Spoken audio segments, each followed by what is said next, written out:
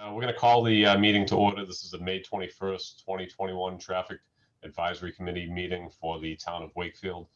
Just a reminder, the meeting is being audio and video recorded and will be posted to the town's website and WCAT. One change for everybody, and it's a good change. The closed caption system is working. It's a live transcription. But because of that, I asked that everybody, especially members of the public too, that might be unfamiliar with the meeting, remain muted throughout the meeting unless you're called upon, just to eliminate any issues with the transcription, picking up background noise and things like that. We do have quite a heavy agenda with developments, so I know there's going to be a lot of public engagement. So I'm going to be very kind of strict to that 3-minute rule. We're usually pretty good about it. I think most people say what they have to say and they don't linger on too long, but you know, just a reminder, we're going to keep it around 3 minutes to give everybody a chance to say what they want to say and get their point across and be able to move through our agenda. So first we'll do the attendance. Present, myself, Lieutenant Joe Anderson, Traffic Advisory Chair, Steve Mayo, John Connors, we have Dan and Lois Benjamin, we have Matt Keeley, Randy Hudson, Bill Renault. Who else am I missing?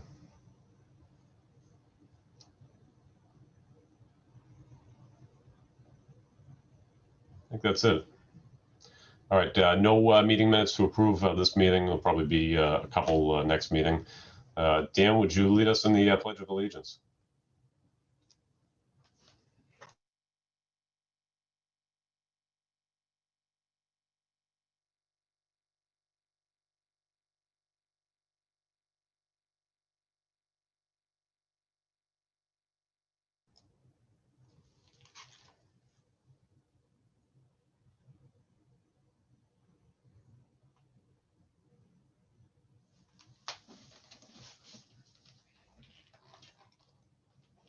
All right.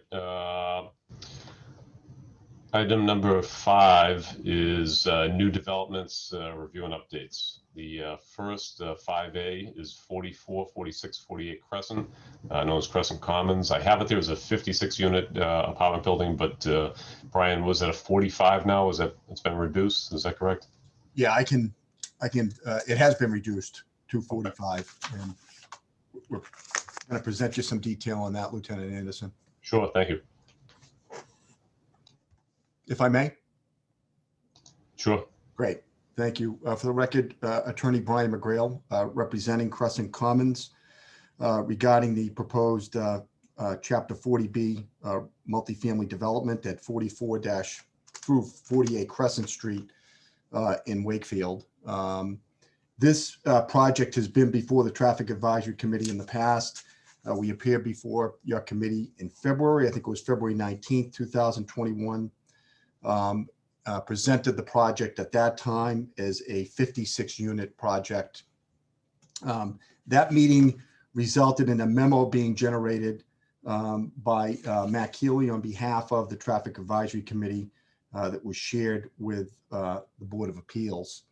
That memo was dated March 8th. That memo raised concerns and also requested additional information of us, which we have been working on. And in that regard, we have provided a revised memorandum to you, to your committee, dated May 14th.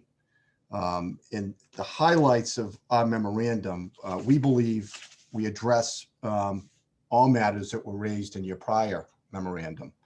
And Scott will address them in more specifics as we go through this, but in general terms, the project that was initially proposed was 56 units, but as was requested by the TAC, the project has been modified to 45 units so that we're providing a parking supply now that meets the zoning requirements. On-site parking will be provided for 70 vehicles, including 3 handicap accessible spaces, in 100% full compliance with the parking number required under our zoning bylaw. what Scott Thornton from Vanessa has done in the memorandum, he's also adjusted or modified the traffic generation, because that is also obviously going to change with the reduction of units. I don't think that was an issue going back to the March 8, 2021. I don't think traffic generation was a concern at any point, but obviously now it is going to be reduced because of the reduction in the units. Also, one of the matters that was mentioned in your memo of March 8 was delivery. How to basically get more specific on how delivery is going to be dealt with. As part of our updated memorandum, we're proposing to revise our site plan that will provide exclusive driveway access for delivery vehicles, and also to handle some aspects of the trash removal. So all delivery vehicles such as Amazon, UPS, mail, those trucks will be able to pull off site instead of park on the street, with access to a portion of the building designed specifically to handle that.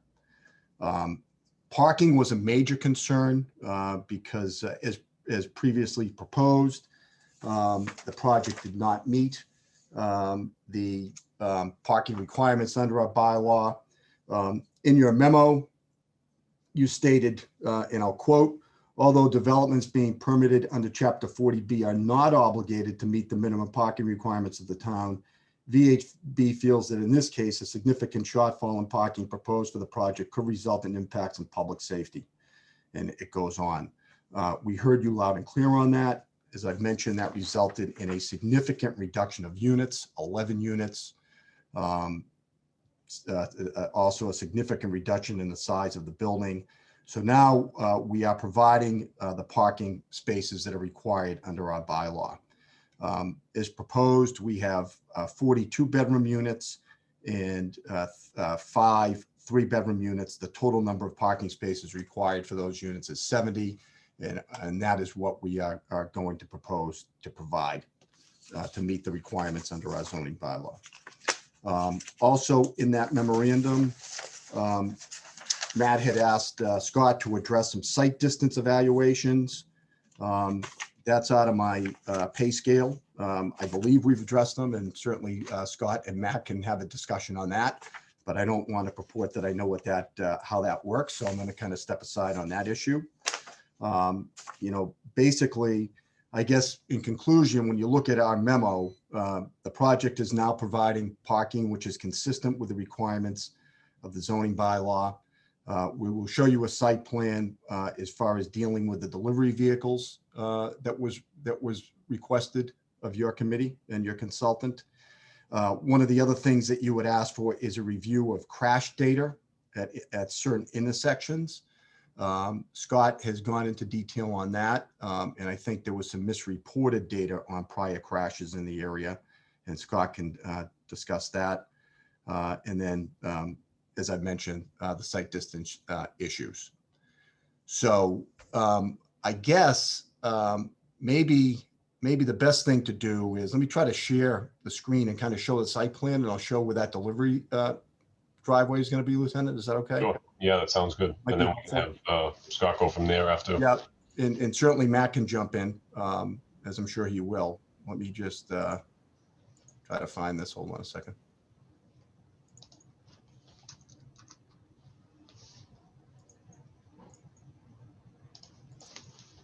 Okay.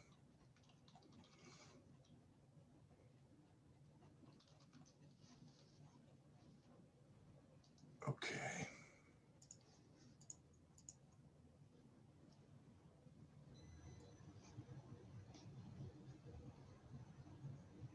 Great. Okay. So can you see the screen? Yep. Great. So what we are proposing now is this is a drive that will be delivery vehicles will be able to either pull in or back in and make their deliveries. There'll be a room in this area where they can come right in the building, make their deliveries, and pull out without parking on the street or tying up the street. Quite frankly, this design is better than a lot of projects have, where this is an exclusive area. There's also a trash room here As we have mentioned before, it's the intent of our client to retain the same company that does the trash pickup for the town of Wakefield. So when that trash truck backs up Crescent Hill to get the trash for those units, as it's pulling out, it will just wheel out the trash out of the garage, door entry here, load it in, and away they go. So I'm going to keep this up. Scott, are you there? I am here. Great. Can you address in a little bit of detail, Scott, the two things on the site distance and also the crash data? Yeah, sure. The committee, sure. please. Sure. Thanks, Brian. For the record, Scott Thornton with Vanessa and Associates, and Brian did a real good job just going through, touching on the highlights of the updated traffic memo. Getting into a little detail on the site distance, I know that that Matt in his memo asked for some information on site distances, and we had initially prepared some of that information, and we went back out to get a little, sort of do a deep dive on it, and we got some information related to vehicle speeds on Crescent Street, as well as the grade of the roadway. And what we found is that for the vehicles that are coming uphill on Crescent Street, they're coming up, the average speed is about 18 miles an hour, because that's an 8% slope that they're coming up. And then the 85th percentile speed, which is what we like to assess the site distance at, was 21 miles an hour coming northbound and 23 miles an hour coming southbound on Crescent Street. So we took a look at what the distances that we had that were available for the stopping site distances coming out of the driveway, and what we found is that we had about 115 feet that was required for vehicles coming up the hill, and we had about 181 feet that was, sorry, I'm looking at the wrong one. So we had about 115 feet that was required coming up the hill, and we have 135 feet that we measured out there. That's for vehicles coming up the hill, looking northbound. Looking southbound, we need about 132 feet for the vehicles on Crescent Street to be able to react to somebody coming out of the driveway. And we have close to 500 feet, about 486 feet was measured there. Similarly, we looked at the site distance for the driveway coming out onto Crescent Hill. And we expected that, vehicles turning in from Crescent Street would be traveling at about 10 miles an hour. Vehicles coming down Crescent Hill, coming up to the stop sign, would be traveling about 20 miles an hour. So for coming in off of Crescent Street, we would need about 45 feet of sight distance, and we have about 60 feet. But that's coming in off of Crescent Street. Coming down from the end of Crescent Hill, we would need about 115 feet for vehicles traveling 20 miles an hour, and we have about 181 feet. So I think that's, in general, we're showing that we have adequate sight distances for vehicles on the adjacent streets to be able to perceive and react and stop in time safely regarding in the vicinity of the site driveways. With regard to the crash data, we had done an initial analysis of the Crescent Hill and Crescent Street intersection and Crescent Street and Water Street intersection in the original memo. And Matt, in his memo, in the VHB memo, requested that we do a little more detail and look at other locations along Crescent Street, specifically Lincoln Street, Princess Street, and the Otis Street, Center Street intersection. So we looked at that data, and what we found was that some of the crashes that were initially attributed to the Crescent Hill intersection were actually occurred at the Lincoln Street intersection. So I know we initially, we had reported that there were 5 crashes that had occurred at the Crescent Hill, Crescent Street intersection. But upon further review of the data, there was only 2 crashes that occurred there. And the other 3 that were attributed to that location had occurred at Lincoln Street. So looking at the crash data along this stretch of Crescent Street, we found that none of the crashes exceeded the Mass Highway averages for crash rates in the area. And we also, I know there was also a question about crashes with parked cars or collisions with parked cars. What we found was something like there was 1 crash with a parked car on Crescent Street at each of the 5 intersections, and 3 crashes total at Otis and Center Street. But in general, in terms of the total sum there, you're looking at 7 crashes over 5 intersections over 5 years, which is a relatively small number of crashes, and we don't think that that's indicative of a problem with road width or any other issues related to the crashes. So I think that's sort of the deep dive on those other 2 remaining issues. I'll turn it back over to you, Brian.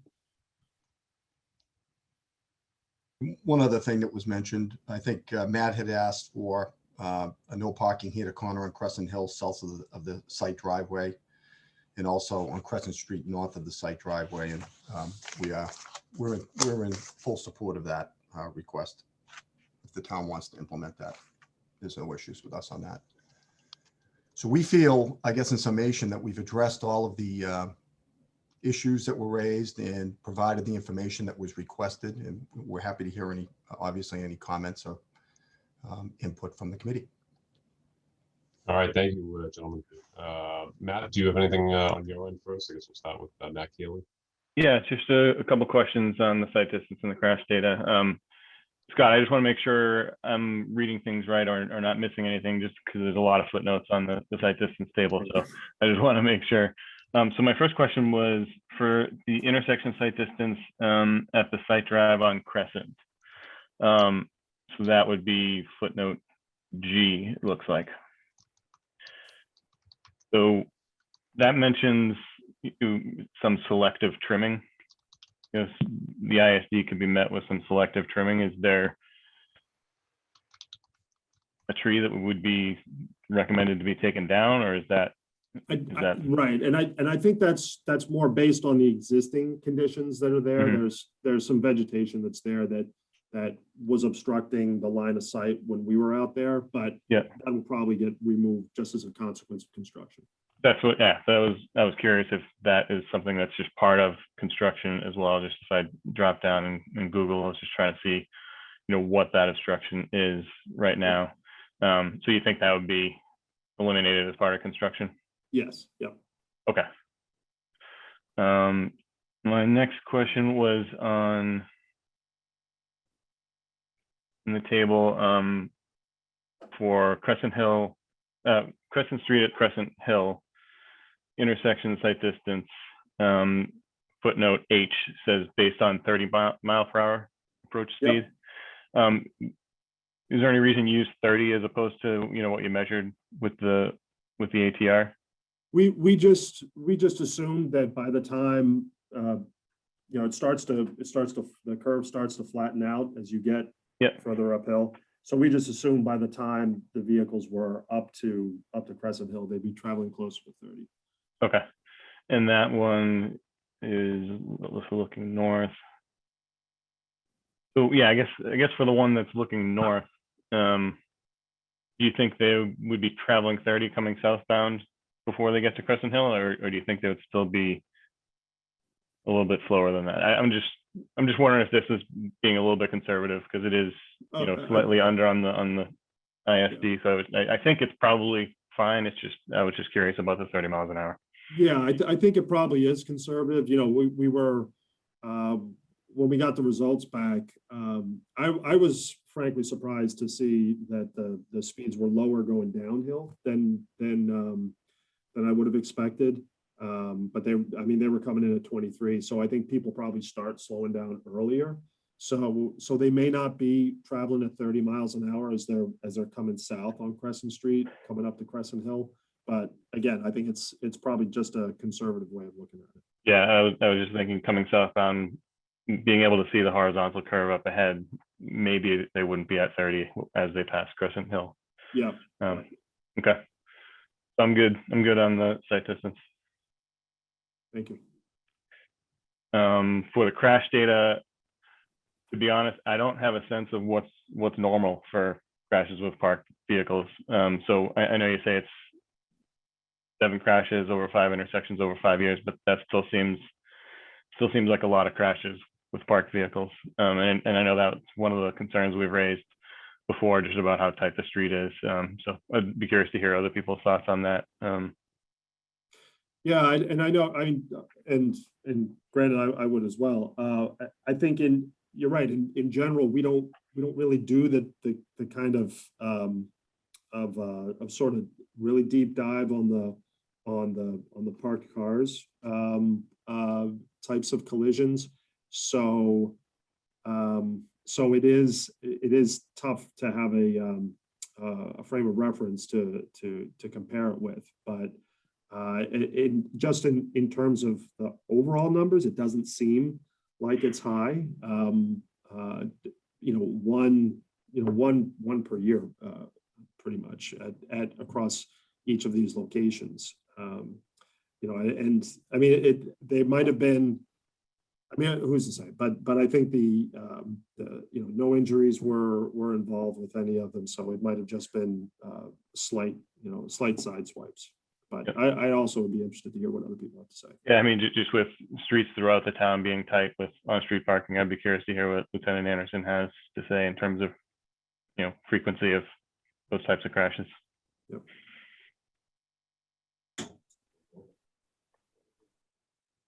Yeah, I think that whole area, not only has a decent frequency of sideswipe and parked vehicle crashes, but the near misses, I think, too, are an issue. I'm surprised they don't happen more frequently, and I guess that's my big concern with something this size and kind of Crescent Street being anchored by 2 larger developments. It's a tight street, and it's already so restricted with parking that we do see a good deal of illegal parking. So I guess it's, as much as we can restrict parking, and Attorney McGrail says the developer's good with restricting parking in the area, it's already pretty well restricted, and results in even double parking or within the corner for a short period of time. I think it's just such a busy area that for a quick, somebody running in and running out to a house or a store in the area, to do that for a minute there could cause a pretty good crash, especially with the public safety building being pretty much right in the front yard of this development, because we're in and out of Princess Street all the time. I'm sure Chief Sullivan has some more concerns on his end that are specific to his men and women, but it's tight there, and it's tough to see coming out of Princess Street if even when vehicles are legally parked there. So when you add some other vehicles to the mix, it does make it more difficult. So I think that's my concern there, is that is that number a lot? 5 crashes over 5 years, or 7 crashes over 5 years amongst 5 intersections? I don't know. Like you said, is there really a standard for gauging that? But I just know it's very tight in there. And it's a very busy area.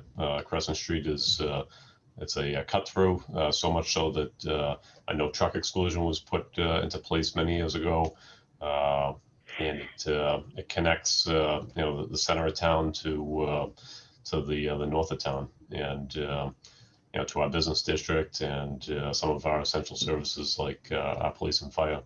So there's just a lot of movement in and out of that area, and that's why I would be concerned with adding more vehicles into the mix and more parking, whether it's legal or illegal. When you have something there that people need to get to, sometimes parking legally is not something that's going to happen, especially when we start looking at things like visiting nurses and things like that. They know they need to get to their client, and they'll park where they need to make sure they get their job done. So that's a concern of mine. It's not really so much the frequency, it's the fact that I think it's going to increase, and I think the potential for crashes, especially at the intersections, not being able to see beyond illegally parked cars or cars that are parked within the intersection, within 20 feet of the intersection or greater. If we expand that at certain intersections, that's a risk for a pretty decent crash that doesn't even involve parked vehicles, but parked vehicles causing the crash. So that's my opinion on that. Bill, do you have anything? I guess we'll go on to you, and then we'll move through. No, I think Matt pretty much covered most of it, but I mean, I'll kind of reiterate that five crashes seems pretty high to me. I mean, in 5 years for something like this, and even with parked vehicles, that's not something that you typically see. It's obviously an issue in the area, so that seems pretty clear to me from the data. So, but nothing else to add besides that. I think both of you guys have covered most of my concerns. I would just, if I could, I would just reiterate that it's 5 crashes over 5 years at 5 locations. So it's not, it's not occurring at each location. Yeah, understood. But I mean, it's still 5 crashes in 5 locations in 5 years in this area seems awfully high for, yeah. I mean, it's obviously something's going on with either the geometry of the roadway or sight distance or whatever it is, but there's obviously something going on here that's causing that. So. Chief Sullivan, I don't know if you have any comments on your end, but I'll turn it over to you.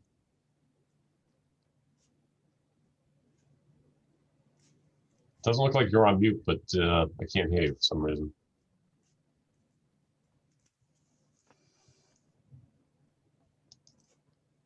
Yeah, Chief, you're not coming through.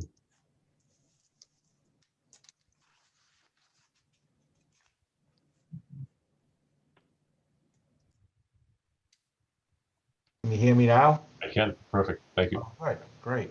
No, I apologize for that.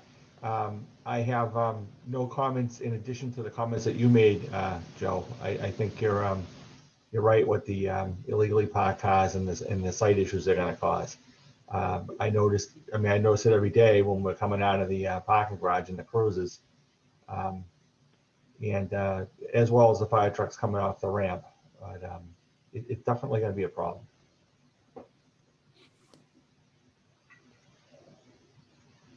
So I just had one more question on the trash removal and delivery driveway.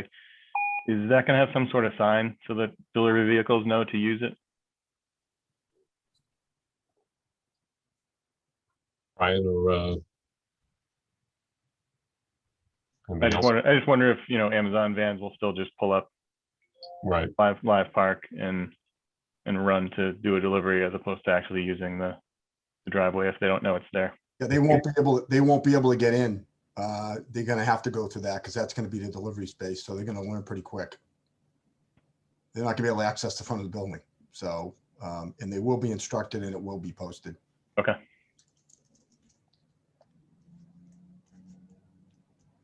Anybody else from traffic advisory? Lieutenant Anderson, Yes, Dan. with the new Envision project, Lincoln Street is going to be reversed in traffic. Now, every car is going to have to turn right or left. This is going to affect Crescent Street, and I haven't heard anything about that. Are these old studies or are these new with the Envision in mind? Yeah, so I can answer that. So the data is new.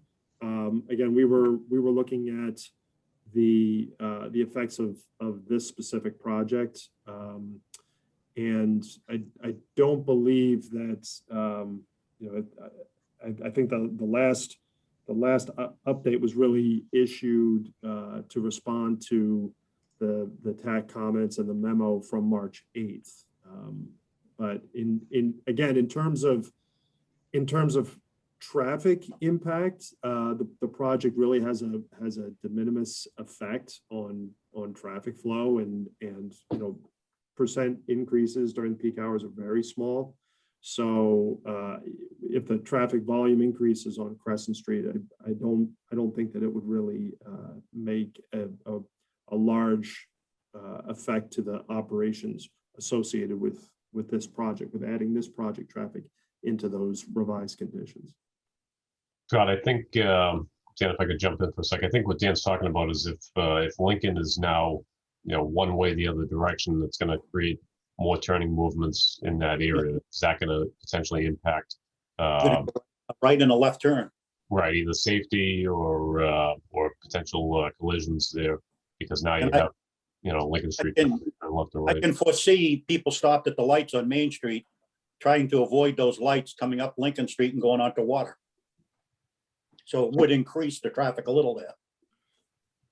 Yeah, right. It would have additional traffic coming out onto Crescent Street. I think and again, it's not something that we specifically looked at, but I think it's important. I got to interject here that hasn't been implemented yet. I mean, we can't chase our tail here. We can't like 5 years from now, they might change the direction of a street. With all due respect, these are things that are being considered that I don't think have been fully approved and or implemented 100%. All right. So on that note, Bill Renault, can you tell us to what degree the Envision plan is complete in its planning stages, and where Lincoln one-way traffic stands right now? So, I mean, so the project's at a 25% design phase. I think, Brian's point's correct. I mean, we don't know when the timing of that will actually happen. We may end up piloting it, before implementing the whole Envision plan. But I mean, at this point, it's not, I mean, this committee would be the one that would pilot it. So at this point, it's not on the radar for anything in the near term. So. Okay. Yep. And I think to Attorney McGrail's point, it's difficult for a traffic advisory to forecast the future, and that's kind of what I think people expect us to do, and great if we could, but there's developments that come before us all the time, and some are reduced or altered, some just never go through, some change 2 or 3 times for the same location, so it's tough to really say what's going to happen in the future. With really any of the developments that come before us, we just have to look at, as much as we want to look at the whole big picture, you just don't know what's going to happen next. You could look at one development and it might not go through, and then 2 more could pop up, and you have to consider each one, and you try to do your best at what's going to come up in the future, but it's very uncertain. So Just think, with all the development going on in town, we have to think about the future. No, I know. Once we have a problem, we can't correct it. I definitely agree with you, Dan. It's very, as you know, it's very difficult to do, though, because you just don't know where the development's going to be and what's actually going to be approved, and to what degree, and everything we have is pretty much proposals. And unless we have, like Bill told us, it's definitely going to be a one-way on Lincoln starting in 18 months, then we'd have but we don't even have that information. It's proposed. I think it's likely to happen as part of the plan, but this is before us right now, so it's difficult. It's difficult to look at everything in the big picture. But all right, thank you. Thanks, Bill. Anybody else from traffic advisory?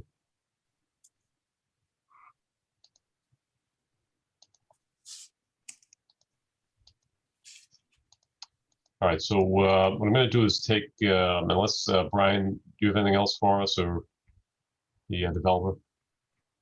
No, I mean, the only comment I'll make, I mean, a big part of the concern seems to be about illegally parked vehicles. That's what I'm hearing consistently, and that's something that we can't do anything about. You know, I don't think you can.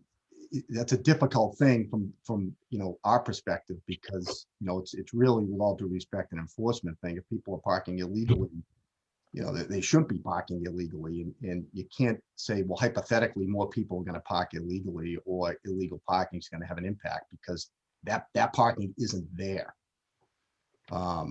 So you know, I would think there would be more of a deterrent for illegal parking, because it's across the street from the police station.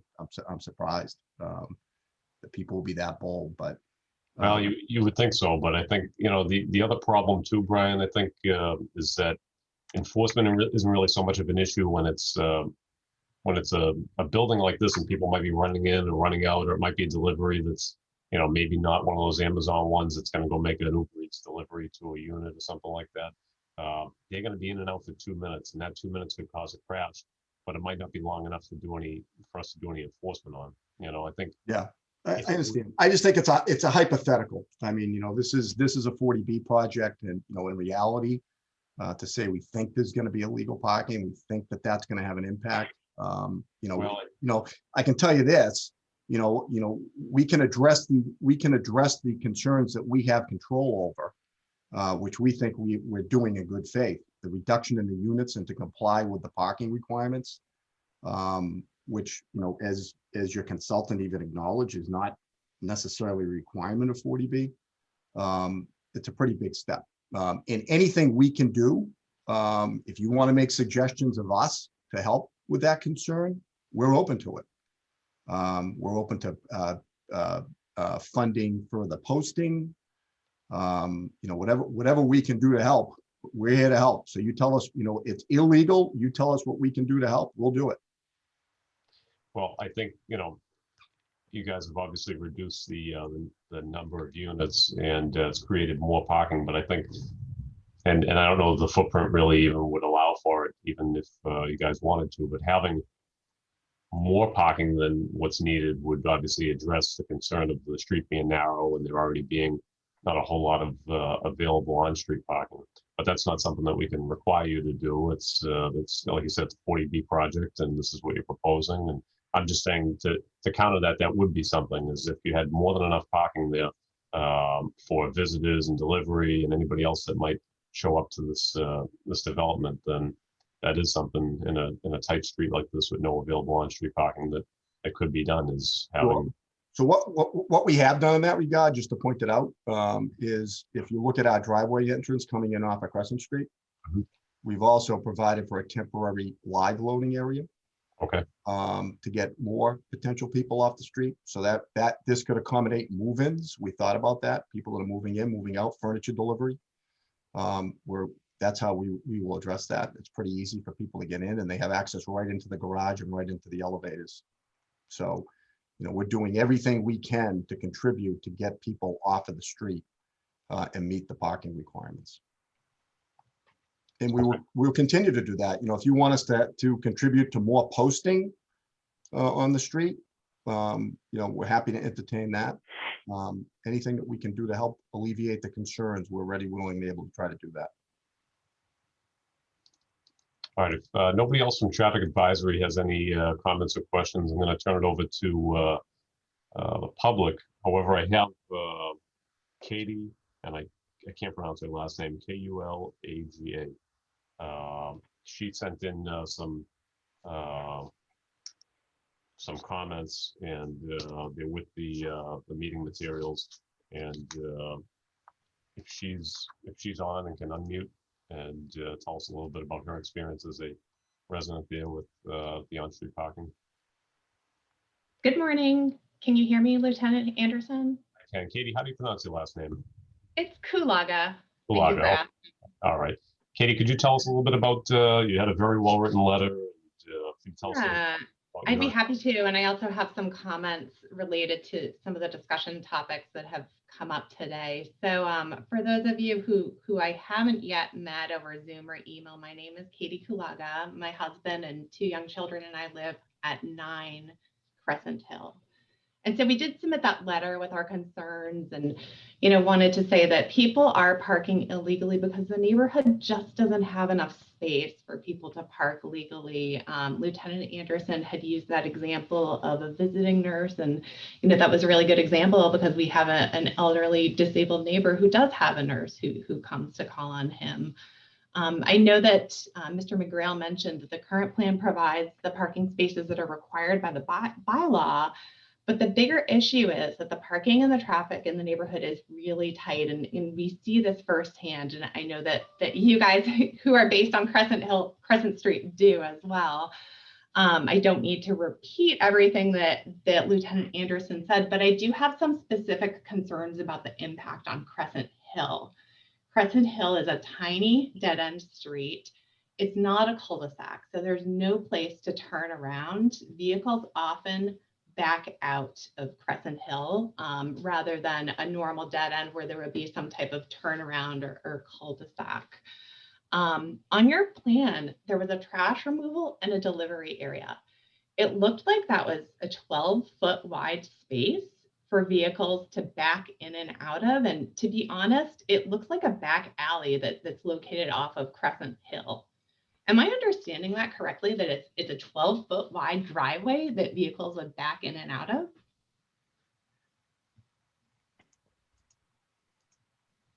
I don't know if, yeah, that's a question that I just wanted to confirm that I understood the plan. Yeah. Would you like us to address that, Lieutenant Anderson? I could tell you my concerns related to it, and then you could certainly address it. I think my driveway is probably about the same width. I don't know off the top of my head, but I've certainly never seen an Amazon vehicle pull up my driveway. And I don't believe that there's any way one of those huge trash trucks would be able to back in and out of a 12-foot wide space and then turn around on Crescent Hill. It just doesn't seem feasible to me. And, I'll let you respond to that.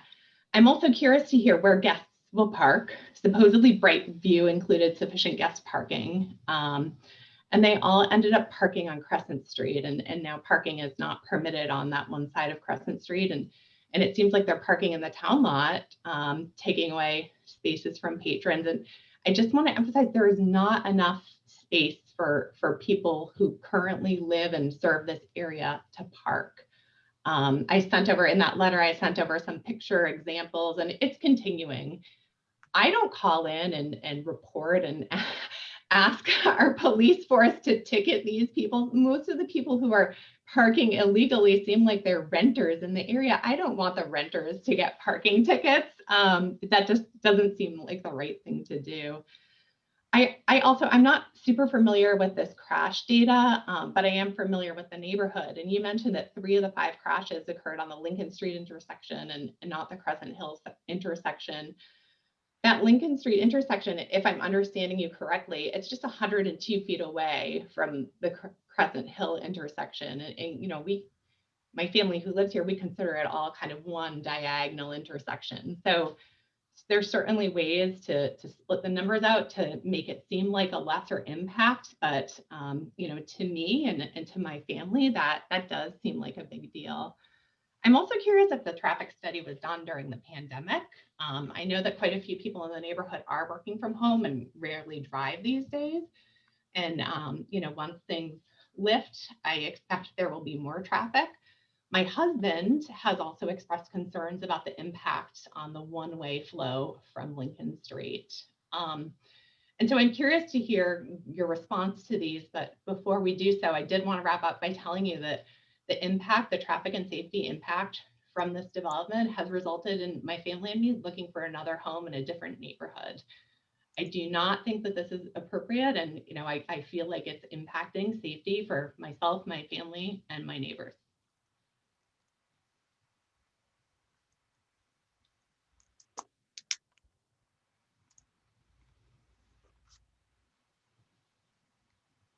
You're on mute, Lieutenant Anderson.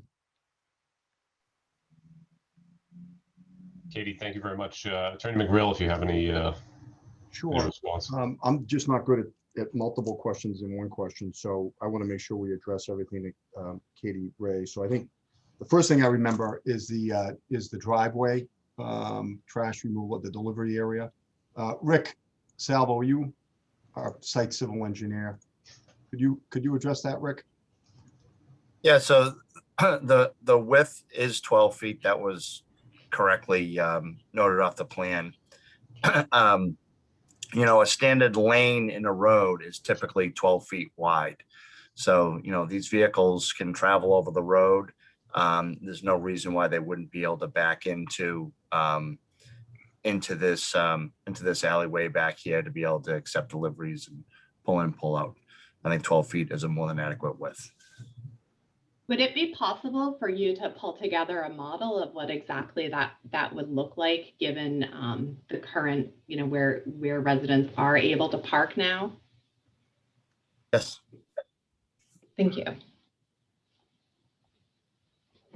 If I could ask, Katie, what was your next question, if you wouldn't mind, please, just so we make sure we can hopefully answer you.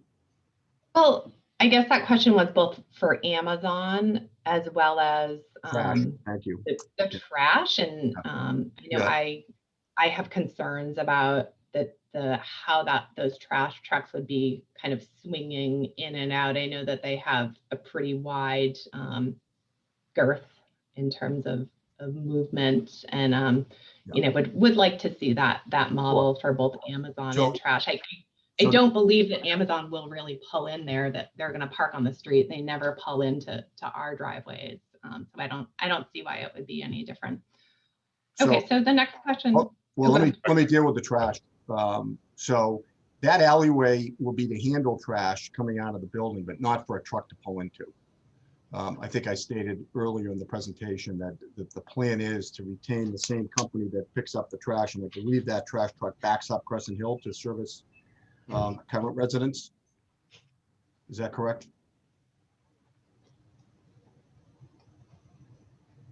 That's correct. So what would the process be? How it works? I mean, does a town trash truck back up Crescent Hill to serve the residents and then pulls out? I think they pull in and back out. Okay, so however they're going to do it, either way, they're going to stop at our site, that same company, and they're going to take our trash out of our trash room, right out the garage door into the truck and continue on. So they're not going to. How would the trash get out of that 12-foot alley to an appropriate pickup location on Crescent Hill? Rick, do you want to handle that if you could? Sure. There'll be a compactor in here that's on wheels. These multifamily buildings, it's not uncommon for there to be a trash room. And what happens is the management company would contract with the trash company. In this case, we've agreed to sign our own contract with the same trash company that the town uses. So it'd be the same truck and wouldn't add any additional traffic. And they have a key to the trash room. The gentleman gets out of the truck, wheels the compactor out, they empty it, and they wheel it back in and close the door and keep on going. Okay, I'm personally concerned about, you know, the amount of trash generated by 40 units. Katie, we're just here to discuss traffic, though, so we're going to have Attorney McGrail just kind of go through your traffic-related questions. I definitely hear your concerns on that end. It's probably something more suited for the Board of Appeals. Thank you. But no, I do appreciate it. Okay, so the next question I had was about guest parking and where guests would park, or, you know, if somebody had like a visiting nurse or somebody like that. Yep. So they will park on our site because as I've mentioned, we are providing the required number of parking spaces under our current zoning bylaw, and they would park on site. And so I think that Brightview also had the required number of spaces. Is that correct?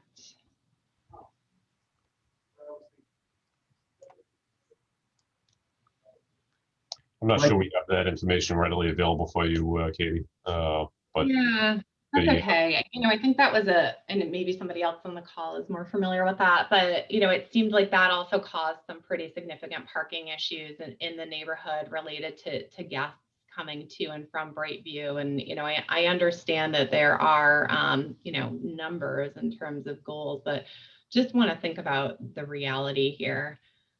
So the next question. All we can do, just to address that specifically, I mean, all we can do is, what we're required to do is to meet the zoning bylaw.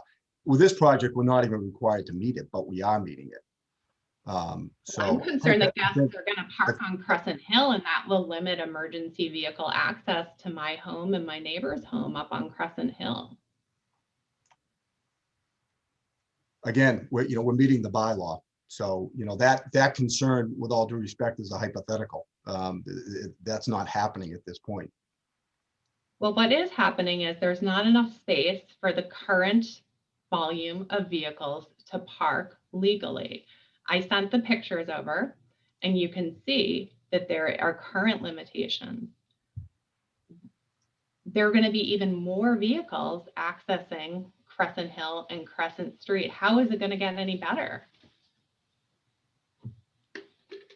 All right, we do have another member of the public, Bronwyn Delavolpe. That's next. Bronwyn, your question or comment? Good morning, Bronwyn Delavolpe. I live at 8 Cyrus Street. Thank you. I appreciate all the questions. I do have to agree with the previous speaker. I think that one of my first questions is, why is some of the data, the crash data in particular, based on assumptions?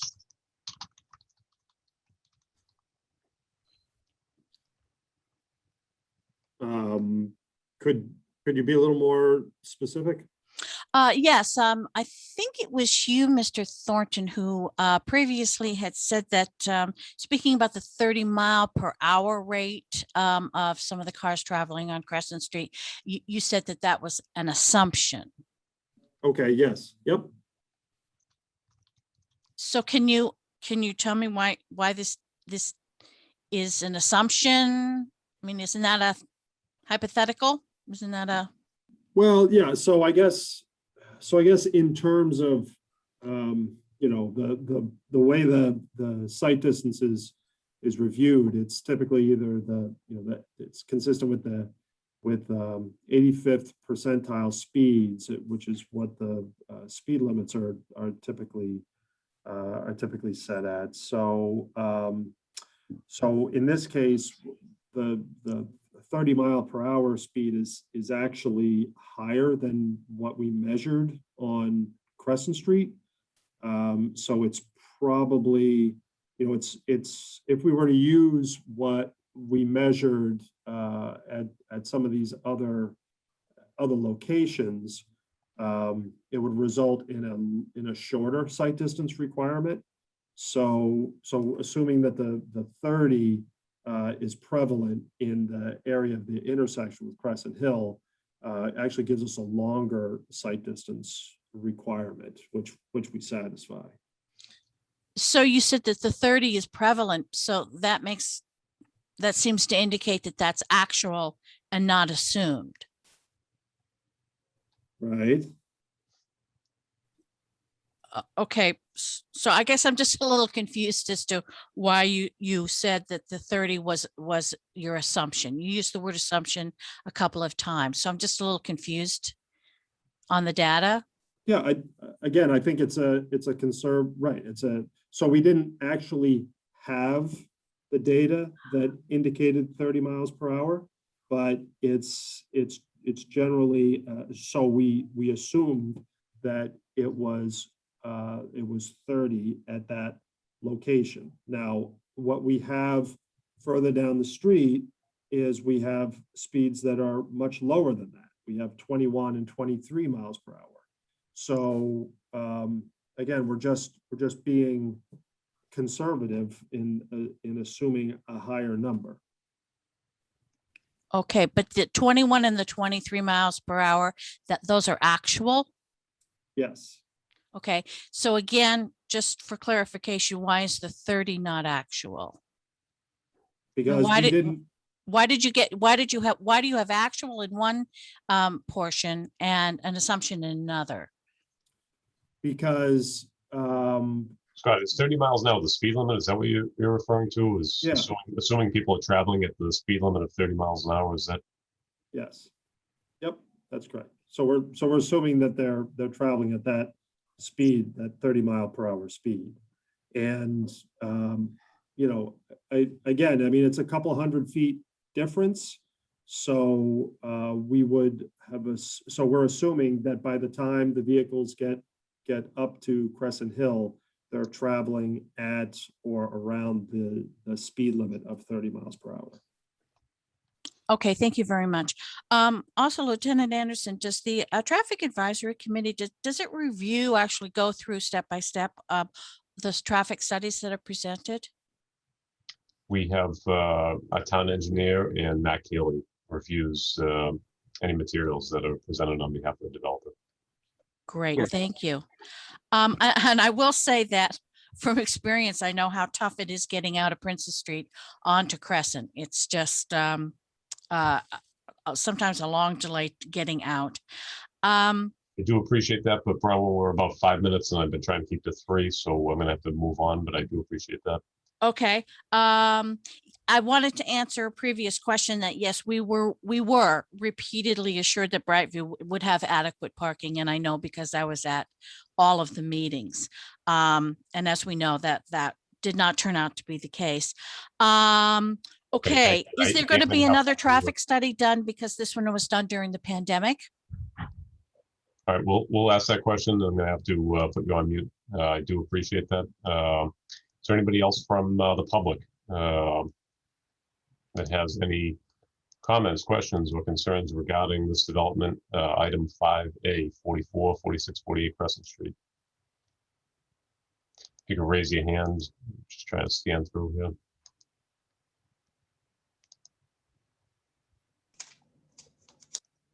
Scott, just to answer her question, there's no other traffic studies being done at this point for this development. Is that correct?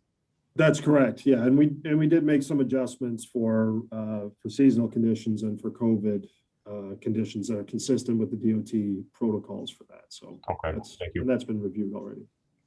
John Connors from Traffic Advisory, you have your hand up. Hi, Lieutenant. Just a couple of quick questions came to mind while you were discussing on the delivery driveway. I haven't really met anybody from the committee. I'm a 40-year FedEx employee and a 12-year instructor of drivers, so I'm well aware of the issues.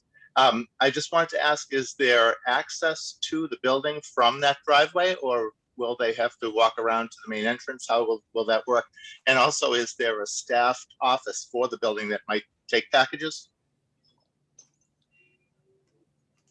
Rick, could you handle that?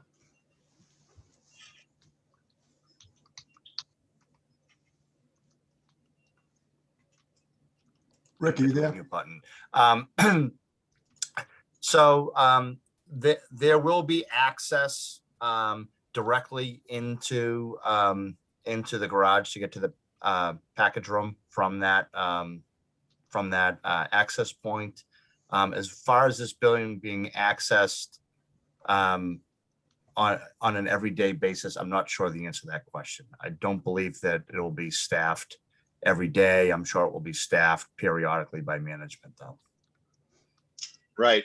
I know that FedEx, and I'm sure all the rest of the companies, are looking for any way they can to save a few minutes. And if pulling up to that front door and running in is going to save them time, that's what they're going to do. So if we have access to the building and a quick way for them to use that driveway, it would help a lot. So if there's a central location they can leave packages, that would certainly speed up the process too. So just a couple of things to throw out there. No, and that's a good point. If there is going to be a central location for packages in that area. That's where they have to be left. And the front entrance to this building on Crescent Street, basically the access point to that is an ADA access that comes off the sidewalk at the intersection of Crescent Street and Crescent Hill. You have to walk all the way across the porch. So it's not we purposely made that not a very convenient access just for that reason. Okay, thank you. Thank you, John. Anybody else from Traffic Advisory?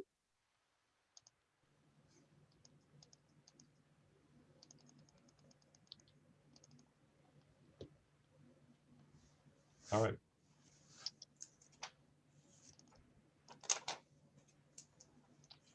So we are going to move on unless Brian, you have anything else, or the developer? No. No, does Matt do you need anything more from us, Mr. Chair, the members of the committee, or? Matt, any other Nope. clarification you need on your end, or Bill? Nope, all my questions were answered. All right. All right, thank you, Attorney McGrail. We are going to move on to item 5B. And 5B is 62 and 76 Foundry, 58-unit mid-rise apartment building. Brian, are you on that one? I am. Okay, you can take that away. Yep. Okay. Can you just give me a minute to kind of Sure. figure Yeah, out take where your I time. am here? I appreciate that.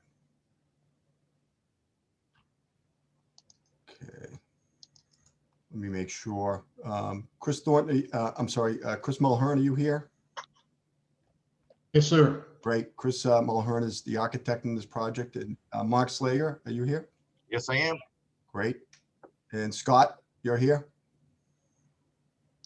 You're on mute. Oh, yeah. Okay, so that Chris Mulhern is our architect on this project. Mark Slager is our site civil, and Scott Thornton is our traffic consultant. Let me see if I can figure out how to bring this up.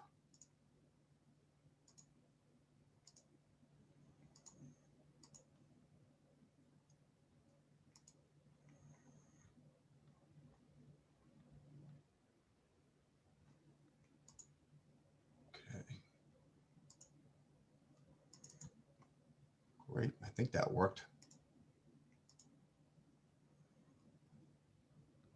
Okay. Can everybody see that?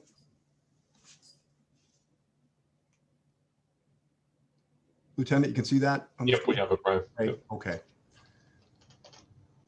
So I represent 62 Foundry LLC regarding a mixed-use development at 62 and 76 Foundry Street. This is kind of the locus plan on the site civil plan to give you an idea on where this is. Coming off of Albion Street, and this is Maple Street intersection. This is the parking garage for Harvard Mills. This project is right across the street from that. As I've mentioned, it's comprised of both 62 and 76 Foundry Street. This is something that the town planner, when he implemented the zoning change in this area, was hoping would happen, that properties will be combined for one development rather than smaller type developments in clusters. These properties are the former site of Crystal Lumber, which has been vacated sometime, and also the Taylor storage building, which is a big gray building next door. So our client, 62 Foundry LLC, has acquired both of these properties. He owns them. And what is being proposed here is a 58-unit multifamily mixed-use project, which out of the 58 units, 4 of them will be 2-bedroom units. 40 of them are 2-bedroom units and 18 1-bedroom. And we're also proposing a restaurant use with outdoor dining. This is something that is a couple of the other projects were approved and moved forward on the Foundry Street area, that it was made clear to us by the zoning board that they wanted to see some mixed use in future buildings to service the people that are going to live in the area. So what will be proposed is a restaurant with outdoor dining on the first floor. If I go to probably,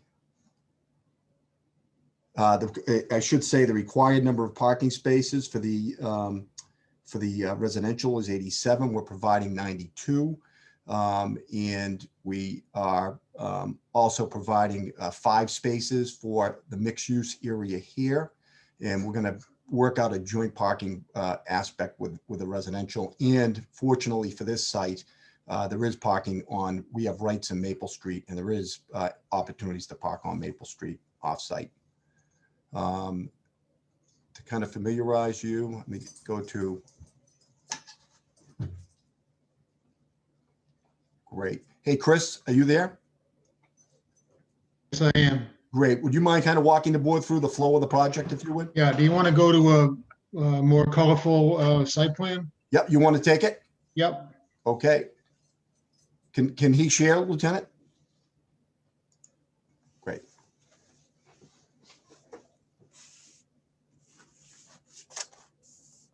Can you see my screen now? Not yet. Nope. 1 second. I'm not able to share right at this second. I think Lieutenant Anderson's working on that. Okay. Should be able to There we now. go. That looks better.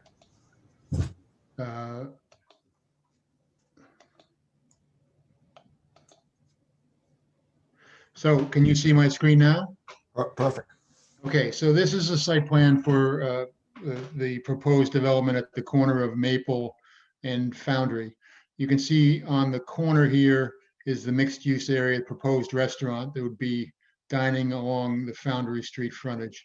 The site access is by way of a two-way drive, which loops through from Maple Street connection here to a Foundry Street connection here. The parking at the east side of the site along the MBTA right-of-way is on grade. There is on-grade outside parking on the south end of the site as well. A portion of it is under the building.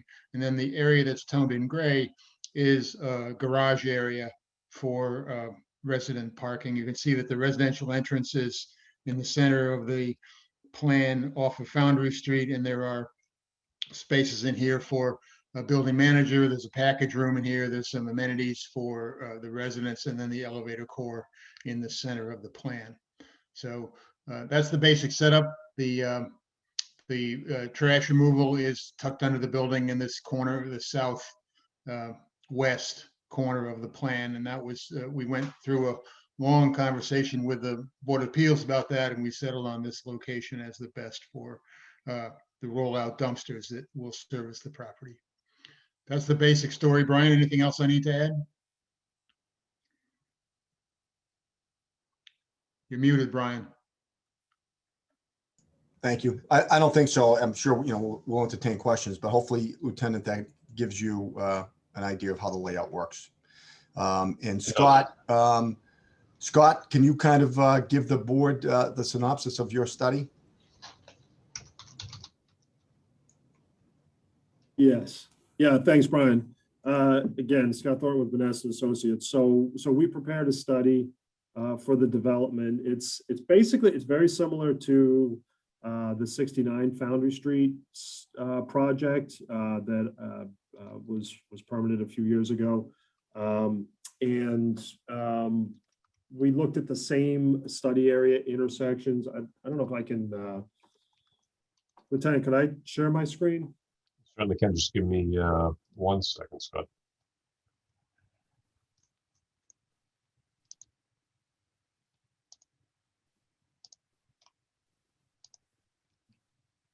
All right, should be all set. Okay.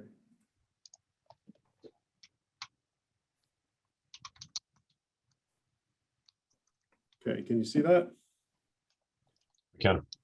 Okay, so this is a site location map, shows the study area locations. Again, this is consistent with the study area for the 69 Foundry Street project, which was actually a little bit larger.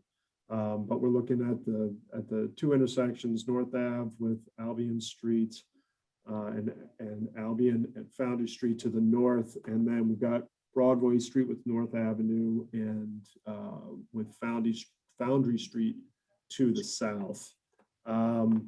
As you're aware, this whole area is pretty well, it's under construction due to both the Harvard Mills project and also I think the T is doing some work on the grade crossing in this area of Broadway Street. So that's currently shut down. So the counts that we did are based on previous studies, both the Harvard Mills and the Foundry project. Again, those are pre-COVID conditions. So we just adjusted them up to match 2021 time period. In terms of, let's see. I'm going downstairs. In terms of trip generation, again, it's not a terribly large project, 58 units with the restaurant. So we're expecting a total of about 24 trips during the morning, 38 trips during the evening. With the restaurant, we assumed that it would be open in the morning as well as in the evening, because I don't think the actual tenant has been identified. But we also assumed that about half of the trips associated with the restaurant would be made from people walking to the site, because, you know, between the Harvard Mills and Foundry and other projects in the area, there's going to be about 326 apartment units that are either above the restaurant or across either Foundry Street or Maple Street from the project. So we would expect, and also there's not a lot of other restaurants in the area. So we would assume a lot of that traffic would just be made by walking to the site. In terms of, impact the area, we're looking at traffic increases between 0.3 and 1.3% during the peak hours. So really any type of mitigation or improvements is focused on site access and the TDM program. You know, we've got the commuter rail up to the north within walking distance. And people that are going to come to this site are prospective residents. That's probably going to be a key factor in their decision to move here. So we're going to promote the fact that we're close to the T. We have. We're also going to promote that there's bicycle pedestrian opportunities, what types of available commuter options exist, and then really other mitigation or other improvements are focused on site access. So just maintaining the safe traffic control for vehicles exiting the site driveways onto Maple and Foundry Street is critical. So that's it for the traffic presentation. I'll turn it back over to Brian. Yeah, we're happy to answer any questions that you have, Lieutenant. Okay. Anybody from Traffic Advisory? I guess we'll start with Matt again, just to see if there's anything with the study, but it's probably very similar to 69 Foundry that you reviewed not too long ago, but I'll turn it over to Matt. Sure. Yeah, I've definitely done a preliminary review of the study.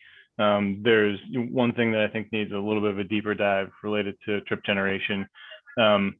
Fast casual is a relatively new category, and some of the data within that, some of the time periods within that data set have very limited data points.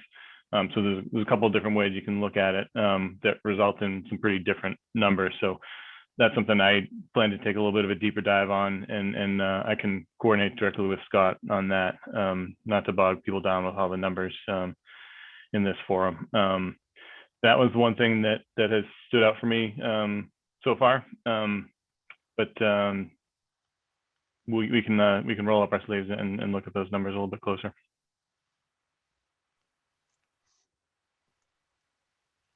You're on mute, Lieutenant. Thanks, Matt. Anybody else from Traffic Advisory have anything? If you could either unmute or raise your hand. I'll jump in on a couple of things. So, I mean, obviously with the area being developed, Foundry Street's seen a lot of additional trip generation. Concern I have is impact to the Albion Street intersection and maybe potential need for, some upgrades to that signal.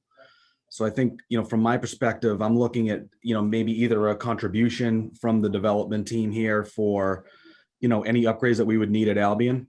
I'd also look at pedestrian improvements for the roadway itself. I mean, we're thinking that this is going to be, if we're going to be using this as a, kind of walking to the restaurant that we were talking about, we don't really have good pedestrian access on that roadway. So I would look for potential off-site improvements for, either, kind of enhancements to the roadway, at least not just maybe the frontage of this property, but, at least up to, the 69 Foundry building as well. So a couple of points from my perspective, and I've included that in my memos going to the ZBA as well. So just a couple of points to make. I appreciate that, Bill. So I'm going to second Bill's concerns. I think that upgrades to the signals and any pedestrian improvements that can be made and enhancements to the roadway are going to be definitely a must for this development, especially as this area starts to expand and really kind of take on, its own kind of new area. The Foundry area is completely changing. I'd like to ask Randy Hudson just to kind of give us an idea of where we're at with the traffic signals in the area. I know Randy and I have talked a lot about some of the ongoing traffic issues with construction as a whole in that area and what the signals can handle and what they can't. And he does a great job with that traffic signals in town, but there's only so much he can do with equipment that is dated and was not really probably designed at the time to handle the types of traffic that we're going to be seeing and that we're already seeing. So Randy, what are your recommendations really for this area? Good morning, everyone. Randy Hudson. I'm Captain Wakefield Fire Department. I also run the traffic signals and fire alarm system. I agree with Bill and Lieutenant Anderson here. I'd like to see, with all the development going on in town, I'd like to see more contribution to signals throughout town. One development might not have a big effect, look at that one development, but when you look at development throughout town, it's really having a massive effect on the signals, and the signals can't handle it. The North Ave corridor is 20 years old. The detection systems were built for timings back when they were put in, and there's way more traffic flow going on now. So I agree with Bill. We should really look at these, not just timing and detection issues, but equipment issues. So all of it is really kind of outdated. When we build density like this, I think one of the cons everybody's talking about with the development is the traffic. So we can kind of have developers contribute to that, make improvements on it, and then increase maintenance. We can alleviate those complaints. So I'm all for getting some funds towards off-site stuff like traffic signals, and we'll help out in any way we can do that.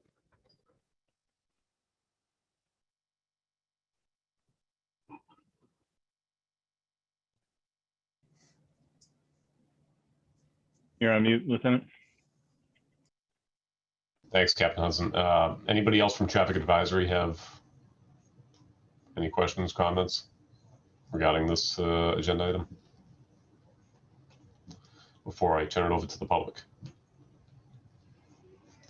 All right, anybody from the public, if you could raise your hand and I'll give you 3 minutes.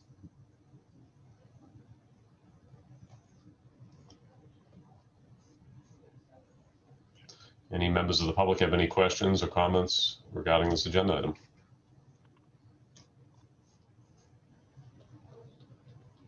All right, so Brian, I think I do. I agree with Randy and Bill. I think the traffic signals in the area, they need to be better suited to handle developments like this going forward. And if there's anything that the developer could do to help in that regard, that would be huge. And to Bill's point, I think some of the pedestrian improvements, especially where it's going to be a more walkable neighborhood with restaurant with outdoor dining and things like that. If there's any way to help on that end, I think that would be well received.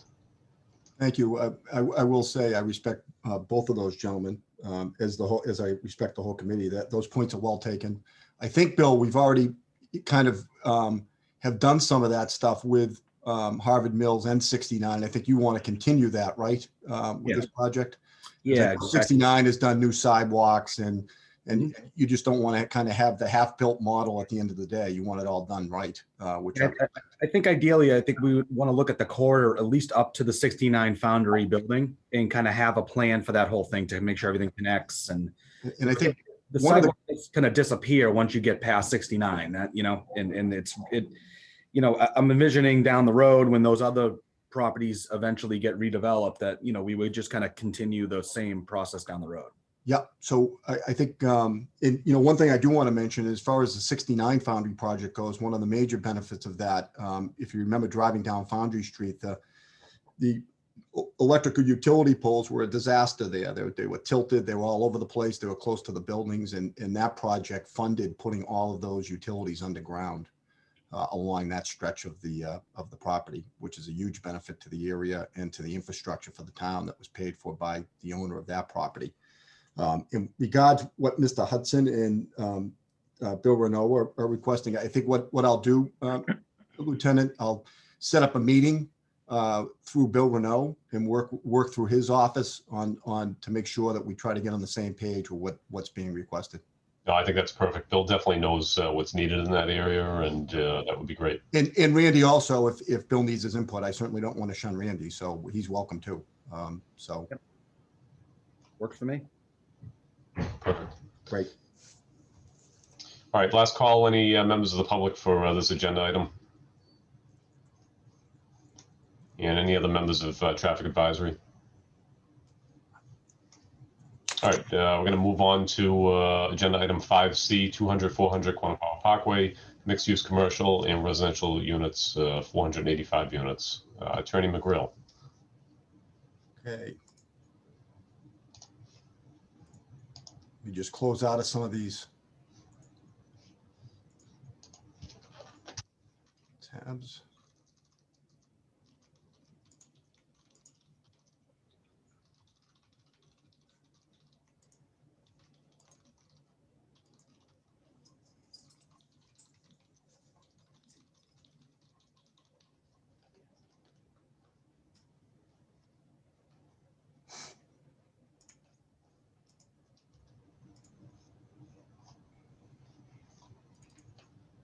Okay, thank you. I'm looking for my team. I know we have, I'm going to call them out. If you're on mute, would you please come off mute so I can make sure that you're here? Matt D'Amico and Don Briggs are from the development team, the owners of or the prospective owners of the property. You guys both here? Yep. Great. So Matt, I think Don's here too. I think I saw him, right? He was. I don't see him Okay. on the attendant list now. No problem. You're good enough. Also, is Nick Delacova here, Site Civil from Allen and Major? Yes. Yep. I'm here, Brian. Great. And John Sullivan from Cabot and Forbes? Yep, I'm here, Brian. Great. And Scott Thornton, you're here also, correct? Still here, yep. Great. Okay.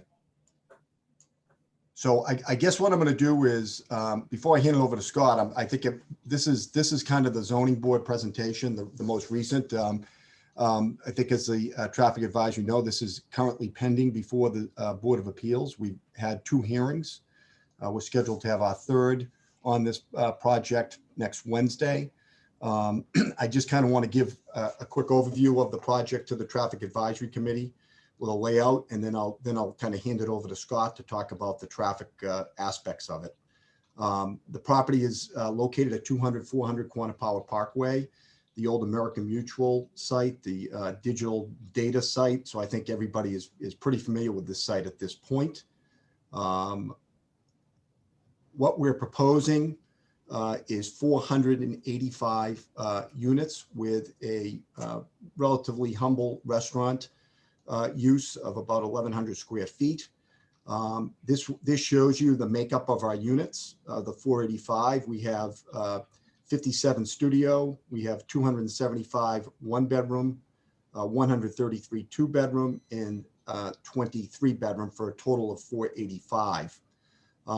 This is a parking table that shows that the parking requirements for the project are 747 spaces that are required. That's what we're proposing. As you'll see as we go through this a little bit, the majority of these are in a wrapped parking garage that is kind of inside the building that you won't even see from the outside. Over 500 of those 747 spaces. This does not include, that 747 does not include the 23 parking spaces, approximately that number that are kind of across the street from Spalding Park where Fred's Frank sets up. In that area, there's a parking lot there that, you know, I think a lot of people kind of think is a public parking lot at this point, but it's not. That land and that lot is owned by this property, and there's 23 parking spaces there. We're not including those. We don't need those for our count because we've talked to the zoning board that there's really no formal agreement with the owner of this property and the town as far as any lease or rights for the public to park there. The current owners of the property don't have any issue with it. My clients don't have any issue with it. We've actually talked to the zoning board of maybe trying to maximize that. Maybe we can fit more than 23 there if we're more efficient. And we would actually like to formalize something with the town on a no fee basis to kind of memorialize the rights of people that want to utilize Spalding Park and the lake and the proposed park that this project also, a public park that this project will provide to provide some parking there in a more formal basis than exists now. Okay. So this kind of shows you the site. It highlights it. Again, I think you're all very familiar with it, but it's on the perimeter of 128. Has access out to North Ave and also access out to Lowell Street and the Rotary going on to 128 on that side. This kind of just gives you an idea of the area a little bit. This is the existing building as it lays out.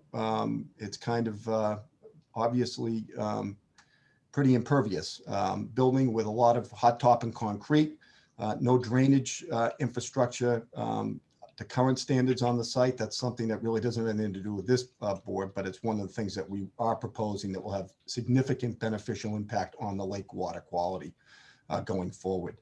This highlights our property line, shows the other buildings in the area, Lakeside Office Park. This is the office building at 100 Corner Powit. We call this the woodland. There's a lot of wetlands in here, some uplands. This property is not going to be touched. It's going to be left intact. This is that parking lot that I was talking about on Lowell Street where the 23 spaces are. This kind of gives you more of an idea, just another look at it.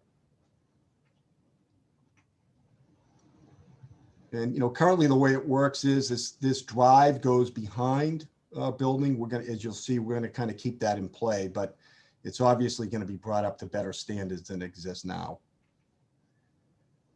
This was more for zoning board presentation. It just dealt with the existing heights of the building and comparison, which really are not relevant for this committee. This is this will give you a good idea of the layout. What's being proposed are 3 buildings. These are connected. So this is 1 building. This is building 2. And back here is building 3. This is the wrapped parking garage that I talked about. There will be a drive between the buildings for access.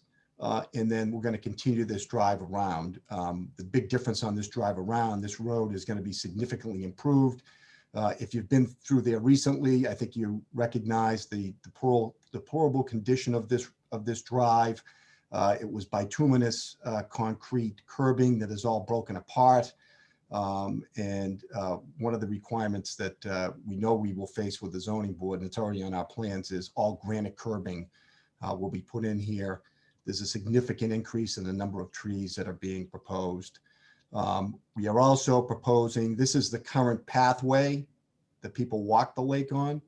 We're proposing to, in conjunction with over 20 rain gardens, to install another pathway that will be parallel and meander on our property, not town property, that will be made open to the public.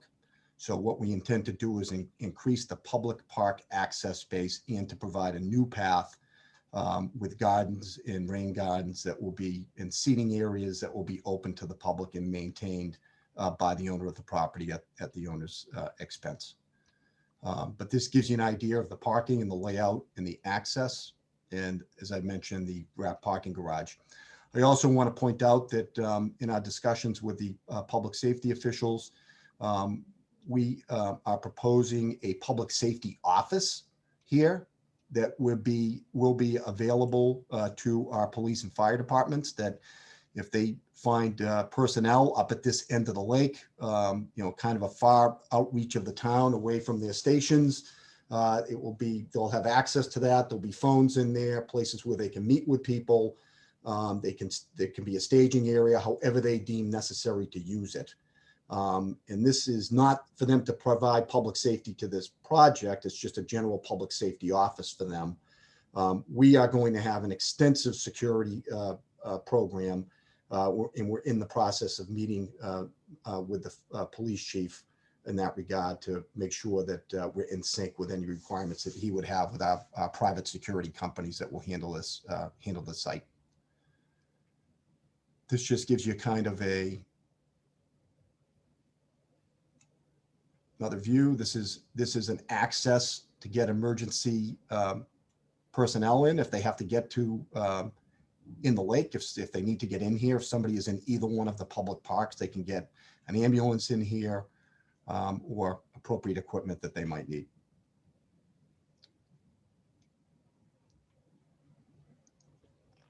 And this is just kind of reiterating a lot of the stuff that I already said. And I think I'm going to stay there because you're not really I don't think it's out of your purview on the architectural aspects of this. So I think I'll stay on this plan. And I'm going to hand it over to Scott at this point. And Scott, if you need control, you can, or you can work off of this plan, however you want to do it. Yeah, okay, thanks, Brian. You want the screen or do you want this up? I'll just touch on a few items on this screen, but then I'll share what I have for a presentation. So Scott, if I can, I'm sorry to interrupt you. Would this one of these screens be better to kind of show you everything that's going on here? Well, actually, let me just share my screen, Brian. That'll be okay. You got it.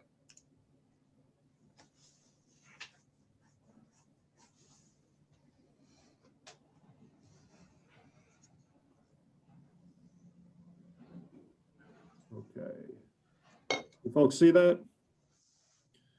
Yes. Great, thank you. Okay, so thanks, Brian. And so I have a few slides just to go through and touch on some of the aspects that we looked at for the traffic study, but a little history for the project as well and for the site. So it goes back to 1957, as Brian had indicated, predominantly office space with a fair amount of parking spaces. 2010 modification to include the data center. 2019, a recent approval to include some R&D space and a reduction in the number of office space. Last year, there were some proposals for redevelopment of the site that were presented in TAC meetings for May and September. And there were recommendations that came from the TAC that were incorporated into the traffic study. Those study area intersections were expanded I think there was an additional location that was requested to be added by the TAC, so that was included. So the traffic volumes that we have for the study are from 2018 and 2020. So the 2018 ones obviously are pre-COVID conditions, and 2020 location was modified to incorporate adjustments for the COVID pandemic. This looks familiar. This is the site plan that Brian was just going through. And you can see that. Scott, you got to switch screens. We can't see the site plan yet. You can't see the site plan? No, you got to exit, stop sharing, and then reshare and load your site plan. That's how you have to. Okay. So stop share. Yep. Now share again and find your site plan.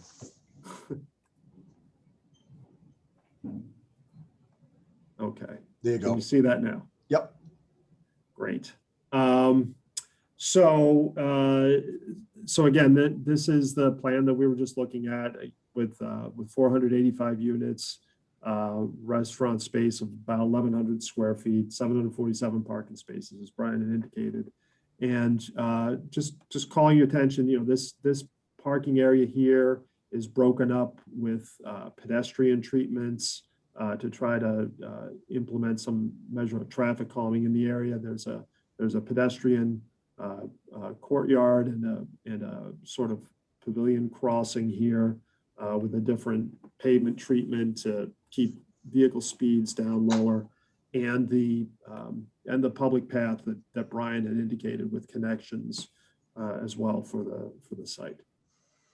So let me just try this. Can you see that screen? Yes. Okay, great. So this screen shows the study area that we reviewed in context with the site. We've got some locations, obviously, with North Ave interchange with 128 and Quantapowhat Parkway intersection. Up to the north, we looked at the intersections, some weave locations associated with the Rotary and Lowell Street. And then we looked at this location, Main Street at Lowell Street, which was recommended to be added from the TAC meeting in September. So these locations all to the north are unsignalized, and the locations to the south are signalized. In terms of trip generation for the project, we're looking at, again, restaurant and multifamily development during the daily time period, about 6766 daily trips during the morning peak hour, 186 trips with the majority of them entering, and during the evening peak hour, about 224 trips with, again, the majority of them entering the site as would be expected. We didn't take any adjustments for transit, so these are just the straight ITE trip generation numbers. But we wanted to make a comparison between the site as was most recently occupied and the proposed development. So the numbers in this column indicate the office space and the data center on those trips, and compared to the project trips or the proposed project, you're looking at an increase during the daily time period, a 24-hour time period of about 700 trips, but a decrease during the morning peak hour of 27 trips, and an increase of only 6 trips during the evening time period. And of these three time periods, the peak hours are really the most critical in terms of traffic operations, because those are what people are usually on the road for. They're what people experience on a twice a day basis when they're entering or leaving from home or coming back, headed to work, that sort of thing. And some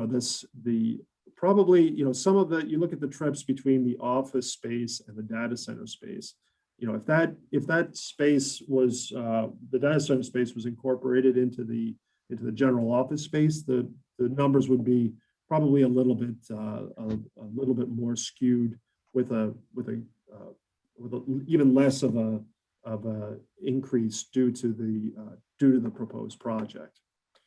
So that's the first trip generation comparison we wanted to make.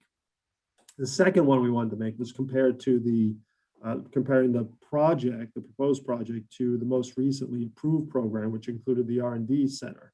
And in this condition, you can see that the daily time period, again, those trips are it's an increase, but much lower, of 292 trip increase associated with the project. And then for the morning and the evening time periods, we're looking at about a 91 trip decrease during the morning time period and a 28 trip decrease during the evening time period associated with the development of the proposed residential program. So, those are real world decreases that would be present as a result of the development of the site as a residential project. Looking at where those trips are oriented, again, 70% of the trips are oriented to the north, with the majority of them distributed out onto 128 Route 95. And that's again, to go to employment centers and activity areas that are located on a regional basis. And the way to get there is 128. Scott, can you raise your screen a little bit? We can't see the bottom part of it. Oh, okay. There. Just raise it up a little. Yeah. Still, you got to do an adjustment a little bit if you can. Yeah.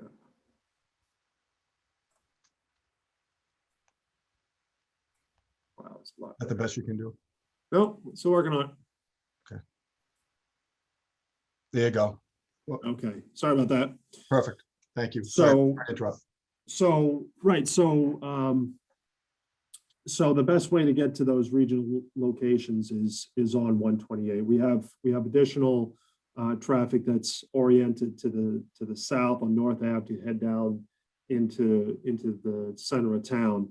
But really with the close proximity to regional access right off of the highway, the majority of the traffic would stay in this general area, right in the right close to the 128 access points. Oh, that's a little quick. So in terms of traffic operations, we're not really anticipating, and we expected that we compared conditions of the proposed project to the most recently occupied status of the site with the office center. So, the residential program generates less peak hour traffic than the approved R&D program, and it has a similar traffic as the most recently occupied office development. Project consists of redevelopment of existing office space and data center, which limits the net traffic increases. In terms of the traffic increases during peak hour basis, they're expected to be under 1%. And not really any changes in level of service at those intersections that we reviewed. In terms of the recommendations came out of the traffic study, we're looking at improvements on Quannapowitt Parkway within the site. As Brian mentioned, the pavement is in rough shape. The curbing is broken up due to that bituminous nature of it. So within the site, we're looking at full depth reconstruction, vertical granite curb, new drainage, streetlight replacement, and crosswalk reapplications where necessary. At the Quannapowitt Parkway and Lowell Street intersection, we're proposing to restripe the center line, add the crosswalk across the parkway and also across the parking lot that Brian had made reference to. Also looking at, I don't think there's a stop sign out there for the parkway where it enters Lowell Street. At North Avenue and Wolcott Street and Linda Road, I think this was something that came out of the September TAC meeting, that signal is at that intersection is dated, as Captain Hudson indicated, one of similar to some of the other locations in town. So the project would be looking to make a contribution towards an eventual signal upgrade. And as far as other recommendations, the TDM program we think is going to be important at this site. We'll have a transportation coordinator on site. We're going to promote the fact that we'll have pedestrian connections. We're going to provide bicycle parking and bicycle parking spaces and repair facilities on site.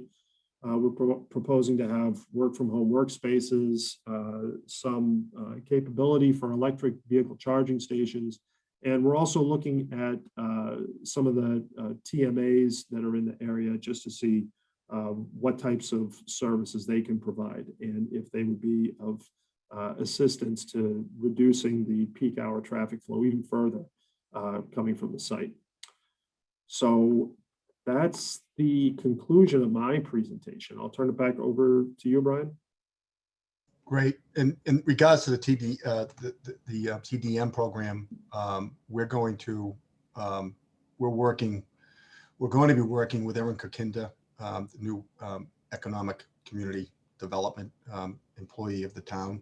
We've already started discussions on how to get that implemented, things to do, and really how to tie this project into the downtown to help the downtown businesses, which again is really outside the purview, but some type of incentive and or means to bring these people that live here to our downtown businesses in Wakefield rather than have them go to Market Street. So we're working on some ideas to give our local businesses some real advantages and abilities to reach out to these residents that nobody else will have, and to help with some transportation aspects and ideas on that. So we're happy to answer any questions, Lieutenant. Sure. I'll start it off. Scott, question with the intersection of Quantipower Parkway and Lowell right at the Rotary. Is that, did I read that that's an F-rated intersection there? Yeah, I think so. It's that way under existing conditions as well. Right.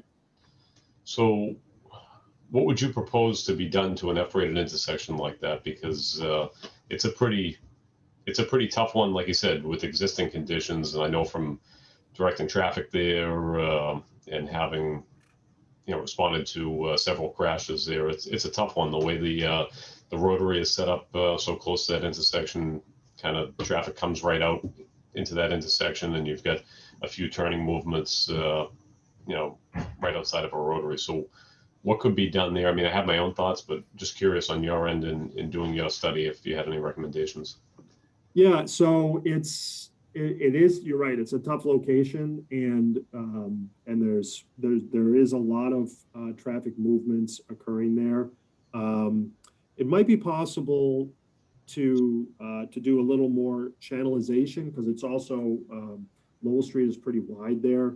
So maybe you can direct put some gore striping out there, and maybe channelize Lowell Street a little more, so traffic traffic sort of slows or isn't picking up speed as they're coming out of the Rotary.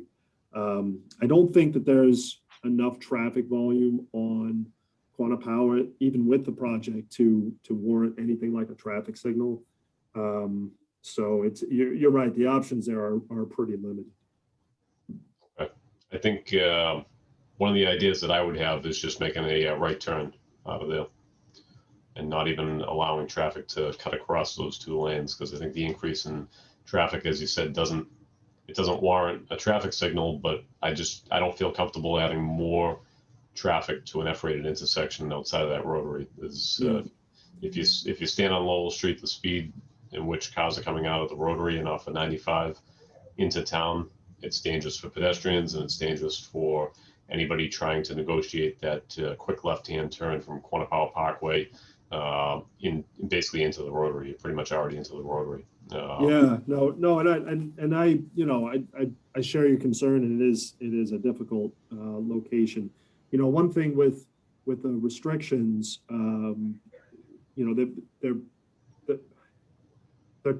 it's tough to make a location, restrict a location 24 hours a day for say, to prohibit left turns out of there without obviously without a physical device. But on the flip side, there may be 20 hours out of the day where that location, where you can make the left turn out, or maybe it's 15 or 18 hours out of the day. So that's always a balancing act as to do you want to prohibit that movement all the time, just to make it to reduce the concern there for a peak hour condition. And well, I think there's always a concern there. Just as you said, it's an F-rated intersection, so I think we've seen crashes there, whether it's peak hours or not. Just people walking the lake that are coming out of that parking lot that Attorney McGrill was talking about, trying to negotiate from the parking lot back into the Rotary, and so I don't think it really necessarily has to be peak hours. I just think that adding more cars in general that are probably likely to use that side to get onto 128 would would just create an increased risk there. So that's why I'm saying a no left turn there. And you're right, you'd have to physically prevent them from taking that turn. You'd have to change the structure there to channel traffic elsewhere. Would you look at making it right in, right out only, or would you allow left turns in as well? Say it again. Would you look at limiting it to right in, right out only, or would you also allow left turns in from Main Street? Well, I think it makes, if I can jump in, Joe. Yeah, go ahead. Yeah, go ahead. Sense for the right in, right out. I mean, you have the rotary right there, so people can go around the rotary and come in and take that right hand turn. So I mean, I think it makes sense in my opinion. I mean, I think that probably eliminates most of the conflict points. So I mean, I think that makes sense personally, Scott. Yeah. I would also suggest maybe adding, kind of a more formalized pedestrian crossing, maybe further down towards the Main Street intersection. Either a bump out or something there that would allow and basically kind of force people to a spot for crossing right there too, to kind of also help with the pedestrian crossing in that area as well. Yeah, I agree with Bill. There's a current crossing there that's over by like the Gingerbread House, a little bit further back from Honeydew, and I see people with strollers and joggers that are looking to go across the street for a cup of coffee, and they're almost taking their life into their hands because the cars that are flying out of the rotary they're going too quick, and then there's a crosswalk that jumps on them. I would agree with Bill. I think a more centralized crossing that might be a little further down to help keep everybody safe would definitely be a good thing. That's a long run where people cross. It's a long cross. Yeah, that's what we're thinking too. Yeah. Yeah. So if you could do something to narrow up that pavement width, and with the curb extension maybe on both sides, right, on both sides of Lowell Street, I would make it a lot easier of a crossing to make. Yeah, that's what we're thinking. Yep. So just one concern about going right in, right out there. I mean, part of the convenience of this site is the access to 128, and the people that are going to go north are those people that are going to come up the parkway and turn left into the rotary. If you restrict those, I can't say that it wouldn't be appealing to turn right and U-turn in the Honeydew there. I just wonder if we prohibit left turns, creating a problem. So when we were talking about it, Matt, we looked at it like, because you have, Quinnipiac Parkway, you have the access in the other, on-ramp on the North Ave side. So, I mean, I would think if I'm driving there, I would just go to the signal instead, right? If you're looking to do that. No, I don't disagree. But if you live in the north end of the site and you're going north, there are the people that are going to say, well, I'm going to go south, down to North Street to the signal to go north on 128. I'm just throwing it out there that it might create, just some local U-turns there. It's a valid point. And Scott, do you have a concept plan for that? For the striping improvements that you were recommending? No, we don't have that. It's just something that we were looking at, because again, our impact is not that great, but I understand the concern, and it's just something that we were thinking about here. And I'm sure MassDOT would definitely be influential on that as well. Yeah, sure, right. Okay, anybody else from traffic advisory? Well, I also forwarded along an email to the development team too, talking. So we're in the process of starting up a pedestrian and bike study for the entire town. And so we had the consultant that's doing that work look at this project and make recommendations. So that was forwarded along to the team. Basically, and I've also included in my ZBA memo, a request to improve all of Quinnipiac Parkway as part of this project, and kind of looking at the cross section of the roadway.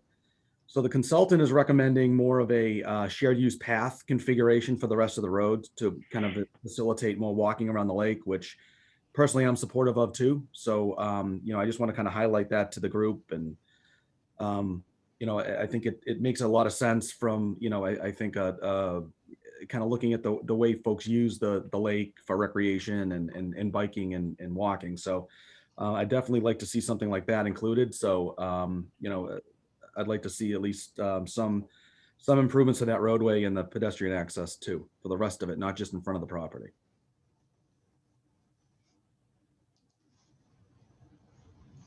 Okay, anybody else from traffic advisory? Yeah, I have a couple. Yeah. Ones. So in terms of trip generation, I think this is definitely more straightforward than what we looked at last summer, where they had the 10,000 square feet of flex space that was a little ambiguous and kind of an unknown on my end. With the 1,100 square feet, I mean, that's a small space. I don't see that being a destination or a big draw. So I think the trip gen is definitely more straightforward in this case, and I don't have any issues with it there. So again, in terms of signal equipment down at Quannapowa and North Street, it doesn't seem to have much of an impact there. But again, just with the conversations we've had on the other projects, that location, seems like it might make sense to just take a look to make sure the equipment, is adequate there. And in terms of the TDM program and the EV charging stations, it's something I'm seeing pop up in a lot of communities these days as part of TDM, and some requirements are becoming very detailed, whether it's a certain percentage of level 1 or level 2 chargers or a percentage of EV ready spaces.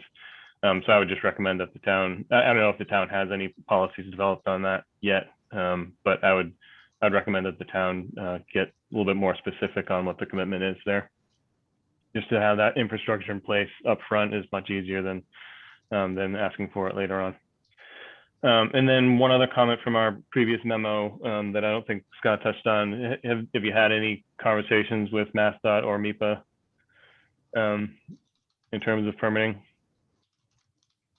Yeah, we have had those discussions. Yep. Okay. And I think they want to know what the discussions were. yeah. Oh, sorry. Sorry. I was just pausing. So we did discuss the project, and it's, we discussed it with District 4 and obviously with the location adjacent to 128. There's a potential for an indirect highway access permit. And we reached out to them. We prepared a request for a determination of need from District 4. They got back to us and said that there was no access permit that was required for the project. So we consider the issue really closed. So. And no MEPA requirements either? No state action, no MEPA. Because the project abuts state highway, does it not? Does abut state highway, but given the increase or the most recently occupied status of the project and when it was occupied, comparing that with the traffic impacts of the proposed project, they felt that it doesn't meet the thresholds for the issuance of an access permit. Okay. Good for you. So we can provide that. We can provide that information. Great. Yeah, that'd be great. Dan and Lois, did you have anything? Has the developer ever thought about contacting the MBTA about having a bus route that would go through the project? Because I think it would reduce some of the car flow there, and also it would connect to the commuter rail down on North Avenue and also right into the downtown of Wakefield. As far as economic development, it might be, something they could look into. So we did reach out to the MBTA and the 130, the 136 or the 137 bus runs on North Ave, and they're more focused on appealing to not just this development, but the other developments. There's a couple, 2 or 3 new apartment buildings that are going in on North Ave. Or some are constructed already. And so they felt that the promoting the access and the route that exists now is better than diverting them up into the or it's better to keep them on North Ave than it is to we would think to put them up into the site. So they have so people can walk to something like a bus shelter. There's currently a stop at in the vicinity of Quantapowhat and North Ave. So they could, if we provide a shelter there, the T would be very interested in having a shelter for the stop at this location. I'm just saying, as it is now, I think they go up like Pleasant Street, Salem Street, and I don't think there's too much traffic there, but going into that project where you probably have, I don't know, 1,200 souls, I think it might be worthwhile for them to do that. Yeah. Yeah, I mean. And it also gives that economic development that Wakefield needs in its downtown area, where it's going to loop down through the main street of Wakefield. Yeah, right. I think it's a good point. And, you know, I think, Dan, it's something we're, as I mentioned, we're working with Erin, and I'm going to put that on my list for discussion with her. And me, as the only one with white hair, I think right here, I can remember back in 1960 when American Mutual, I think, first went in. I believe they did have a bus route that went into and dropped off because American Mutual employed probably several hundred people from Wakefield. I think Lois actually worked there. So Brian, just as a heads up, the T has actually been contacting me about combining some stops on Lowell as well. So I have a contact and some information. We've been meeting the last couple of weeks. So maybe if you want to maybe tag into those conversations, I can get you in touch with the folks that are actually the bus folks at the T. So It's Great. Bill, is that service planning that you're meeting with Melissa? yeah, no, not Melissa. It was, what was her name? I'm not going to find her name quick. I want to say Rebecca, but I'm not sure. Okay. I think that might have been it. And Lois Benjamin, did she have something? I was gonna ask if the 136 is coming back because the 137 is the only one right now. It is planned to come back, is my understanding from talking with them. Yeah, it's just because of the pandemic. The ridership was low, and then they have a bunch of stops that they're looking to make improvements on Lowell. So so there'll be improved crosswalks and all this stuff. And do you have the name of the person? I do. I just have to dig through my emails, but yeah, I do. Can you send me an email? Definitely can, of course, Lois. Okay. All right, anybody else from Traffic Advisory on 200-400 Corner Parkway? Just one more quick thing. So if we are going to be looking at the right in, right out at Quantapowhat and Lowell, Scott, can you do a redistribution of those cars? Yep. Yeah, we can do that. Hi, Lieutenant. Yes. Hi, I just wanted to second the concern on that right turn because you've got those businesses on the left-hand side there, and it's going to be prime spots for people to just pull in there and do a U-turn. And it to me would be similar to Market Basket in Reading, where a lot of people come out of that parking lot, go right into the bank and do a U-turn there, and it can be a disaster. So not sure that's the best idea. Okay. All right. Fair enough. I think we'll open it up to members of the public now. If you could raise your hand if there's any members of the public that would like to speak about 200-400 Quantapowhat Parkway.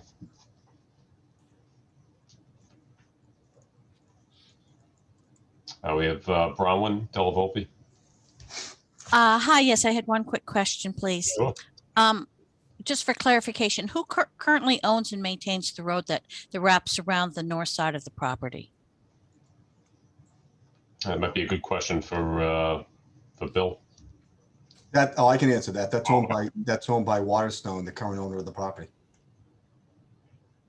Thank you. I just want to be clear. You're talking, Bronwyn, you're talking about as you come off of Lowell and you go around the building towards the highway and back out?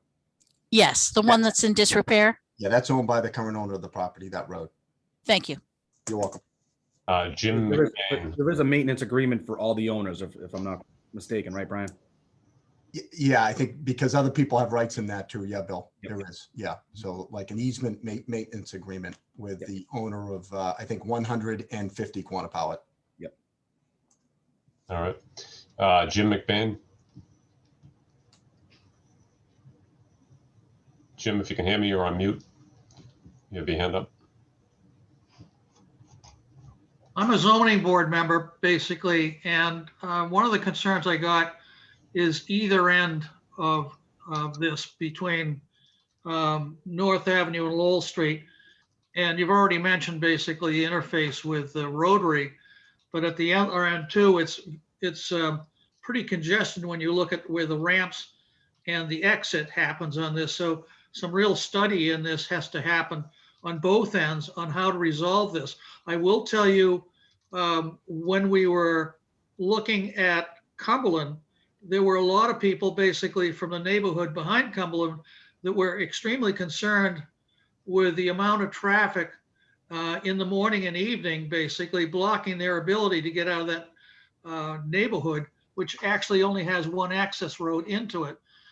And I actually sat down there at different times during the day, and you could see what was happening.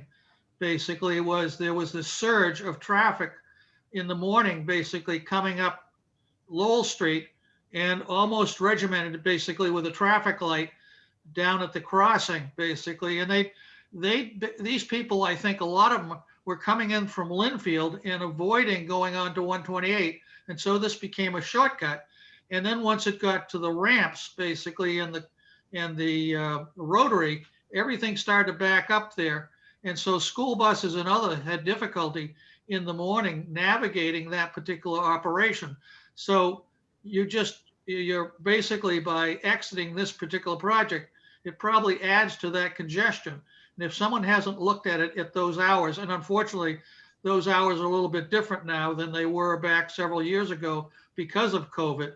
But I saw the same thing on the ramp, on the Rotary, basically in the morning, where people were backing up, getting off 128 and shooting down Lowell, and I suppose going in the opposite direction.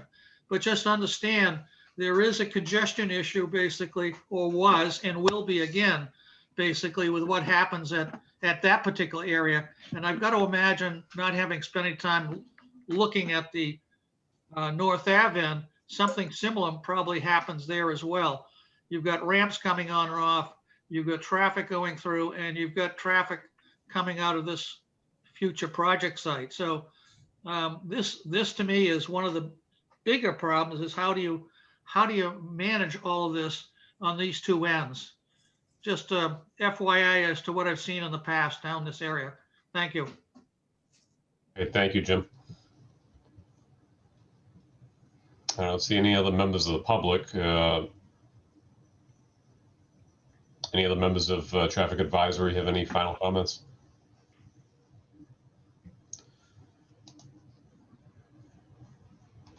Okay, we're going to move on, Brian, unless you have anything in closing for us.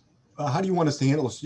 On some of this information, do you want us to work through Matt Keeley and I would think so. I think, yeah, I think Scott has a little bit of work to do, and if he could get that to Matt and Bill and I, that would be great, and then we'll go from there.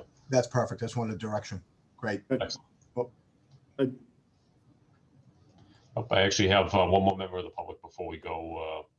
Phillips.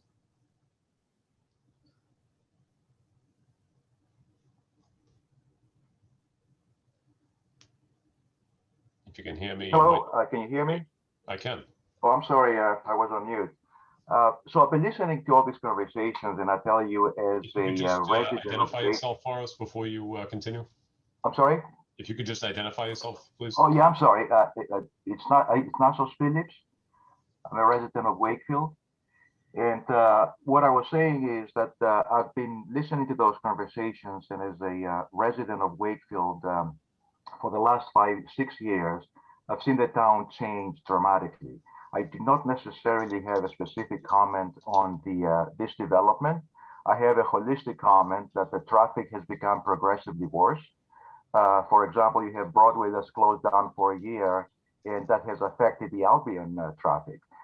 What I'm saying is that each piece individually may be suitable and may be meeting the local requirements for that particular area, but everything has a compound effect, and everything ultimately is, interrelated within the town. And one delay in one street affects the other delay, another delay in another area. So, for example, with Broadway being closed, a lot of people using the Crescent street to come around the town. Now, with the development, that's going to become an issue. So I guess what I'm saying is I wish there was a holistic overview. So have an independent overview of the particular recommendation for the development, but also have a holistic overview of how it will affect the traffic overall for the town, meaning that you might need an additional 5 people. I don't know how we address, I guess, the staffing of the police, right? You guys are going to be overwhelmed with all of these additional people. Obviously, it's going to be additional calls coming in, and I guess who is looking at all of that in a holistic approach? But that's my only comment. Well, I definitely appreciate your comment. I think our town's engineer, Bill Renault, can probably answer that a little bit better than I can. But to answer your question briefly, there is a holistic kind of study, so to speak. So.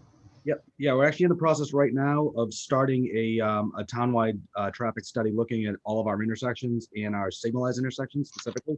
So I'm in the conversations with the consultant and working out the scope now. So yeah, so there is a plan. It's coming. It's coming down the road. What I'm envisioning is that we kind of have as we're looking at developable areas and kind of the future developable areas. And we'll come up with a game plan for, kind of having these developers fund, signalized intersection improvements in kind of a more methodical way. So it is in the queue, just not quite ready for this one yet, this project. Thank you. Yep. Thank you very much.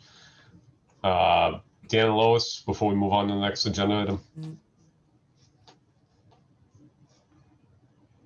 You're on mute, Dan. Me being the amateur fireman, could I talk to Chief Sullivan about the development? Would that be a line box with Reading, I would assume? I'm not sure that Chief Sullivan's still on with us. I think he was on for the Crescent Commons. Well, I'm assuming that it would probably be a line box with Reading. And I just happened to playing with MapQuest and looking at the mileage and the time that it would take to drive from Reading Fire Headquarters or Wakefield Fire Headquarters. And it's actually a minute shorter through Reading. This brings about the fact that should Wakefield be thinking about a substation or a fire engine with this massive development?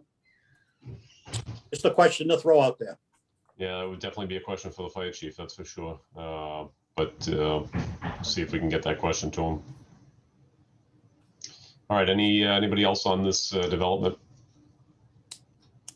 Attorney McGrail, thank you. Appreciate it. Unless you have anything else.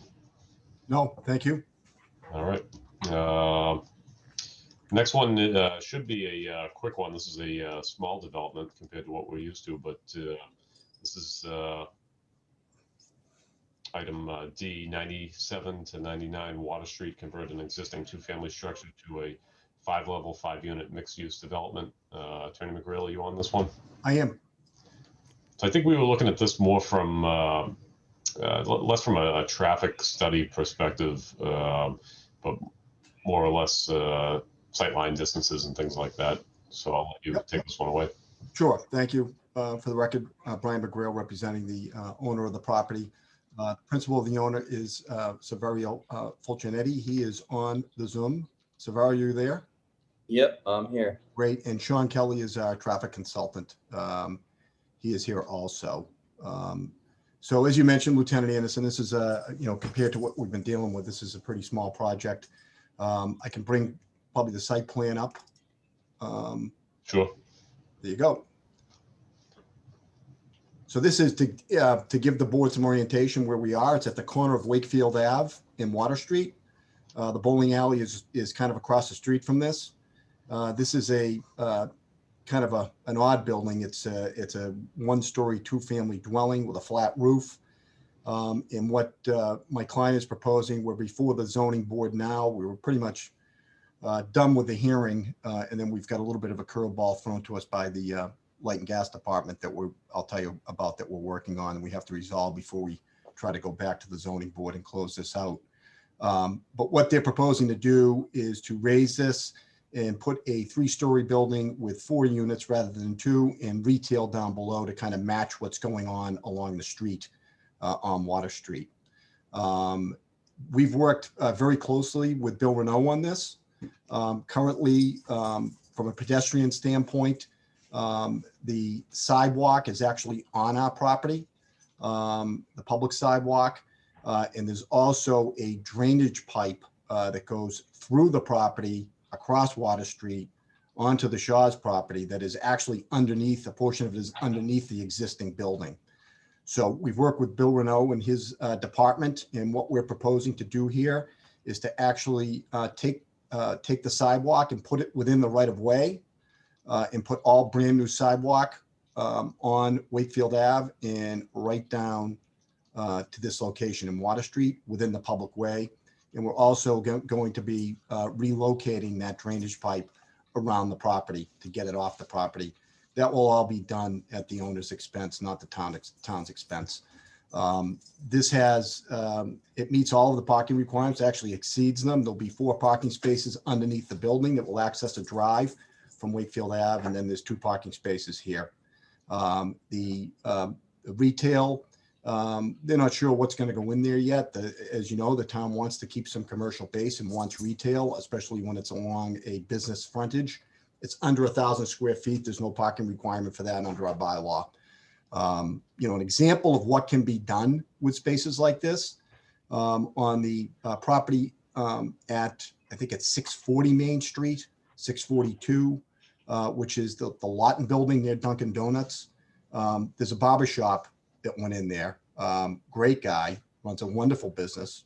I'm now a customer. I don't have too much hair left, so I'm not a great customer of his, but he moved his business out here from Charlestown, loves Wakefield, and he's booming and loves the location. So, you know, spaces like this, there are needs for local business people. And I'll tell you, when you go into that space on Main Street, it's all brand new. It's air conditioned, central AC. It's absolutely beautiful. And it's a great spot for local businesses, which this will provide also. So that's kind of the gist. And we did have Sean Kelly. I don't think I introduced Sean, but Sean is our traffic consultant on this from Vanessa. We did have him look at it from a traffic perspective. And Sean, I'm going to have you kind of pipe in here if you would. Sure. Again, Sean Kelly with Vanessa Associates. Again, we looked at essentially what the trip generation impacts would be with this project, as well as the parking requirements. And as you can imagine, it's not a very significant project in terms of traffic. We're going from 2 units to 4 with some retail space. The increases in peak hour trips amount to about 2 to 5 new trips per hour. In comparison to the volumes that are out there, it's a very minor increase, and it's not likely to be noted by motorists around the corridor. The parking, we're providing 6 spaces, which meets the requirements. There is on-street parking on Water Street, which we're comfortable will meet the minimal commercial demand that's associated with the ground level space. We did look at the sight lines on Wakefield Avenue. It's a straight tangent. You can see all the way to the intersection in quite a ways looking south. Given the speeds when you're coming to the stop sign, they're relatively low. It certainly meets the criteria. So we don't see this project as a significant impact, relative to traffic. Certainly, nothing with regard to safety either, and the parking can accommodate the demands we expect. That's all I have, unless you have any questions. I don't have any questions. Does anybody from Traffic Advisory have any questions? Just one thing. You're just looking at Google. There is a no parking here to corner sign. I assume that's still there, and if not, just make sure to put that back up. Sure. Where is that, Matt? On the Water Street side? Yeah, on Water Street. Right in this area somewhere? Yeah, I mean, just like the ones we always talk about Yep. at the tax. Looks like it's probably about 15 feet from the corner. It's Okay. probably still there. Just sometimes Google Street View is outdated. Okay. Got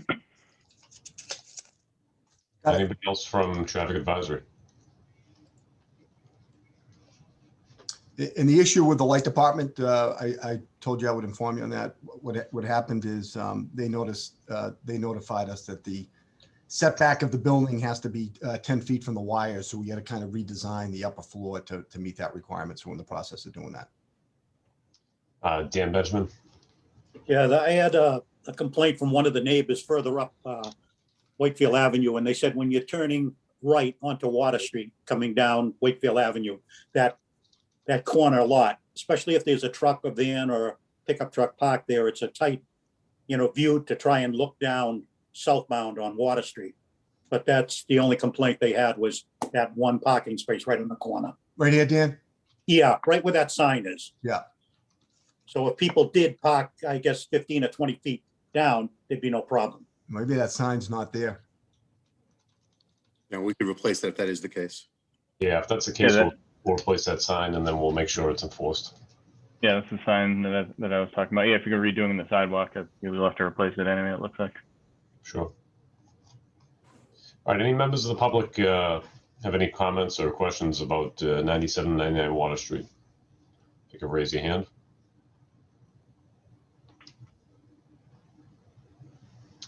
I don't see any members of the public. Attorney McGrill, do you have anything else for us on this? No. Is this something that you could generate a memo for? Yeah, I think we could definitely do that. Matt, would you generate a memo on this development for us? Yep. Matt, we're not back to the zoning board until June 9th. I think this is one paragraph, so not a heavy lift. All right, perfect. All right, thank you, Attorney McGrill. We're going to continue on to item 6, which is traffic calming policy updates.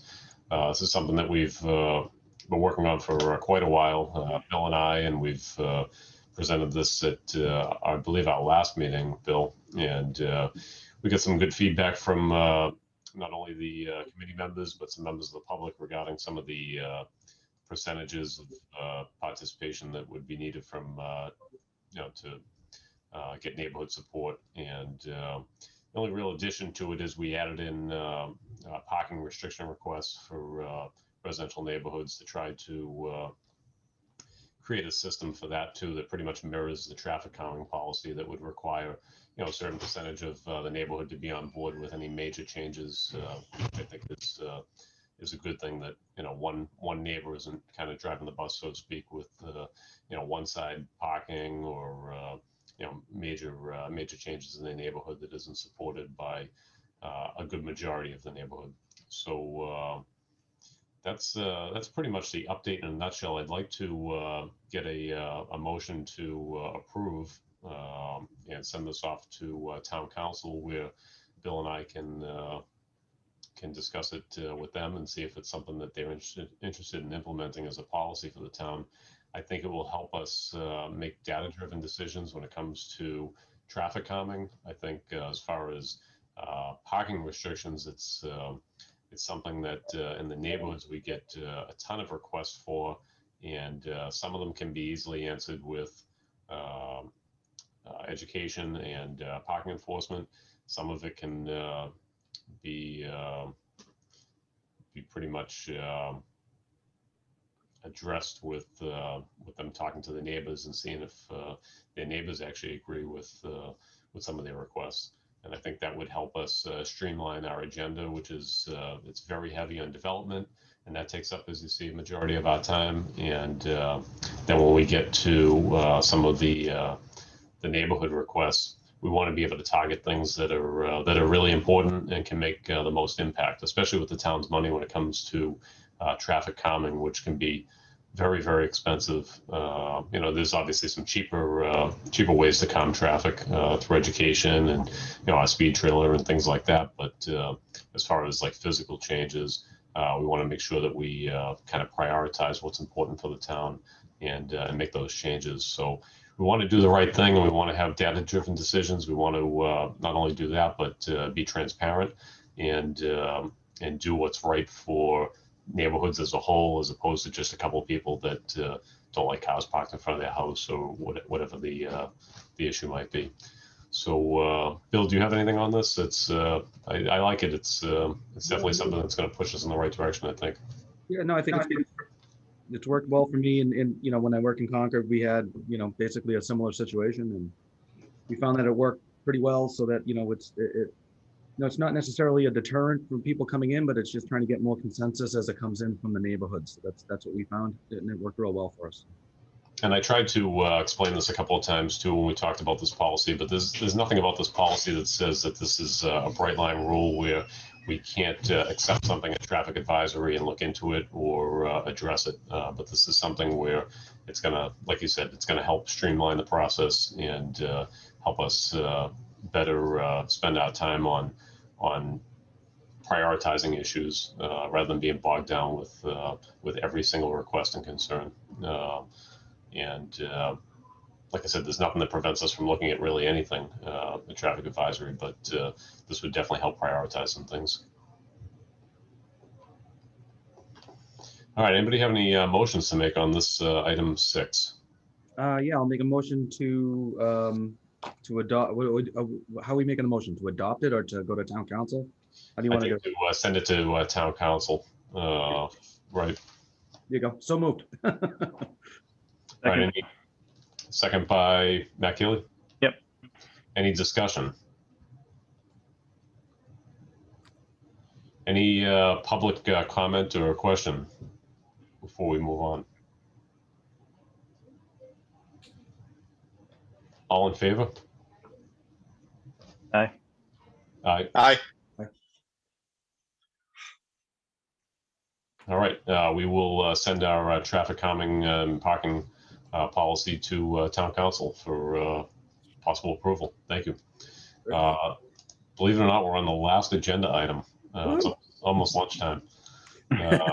Item 7, sign requests. This is pretty simple. I had two requests from different residents about an increase in traffic on Sugar Hill Lane off of Vernon Street. It's a dead-end street. It's a small development. A lot of young families with kids that play in the neighborhood, and for some reason, more recently, within the last 6 months or so, they've seen an increase in cars going down the end of the street and turning around, maybe through apps like Waze or the GPS taking them down there for whatever reason. So they would like it posted as a dead-end street. Any motions on that one?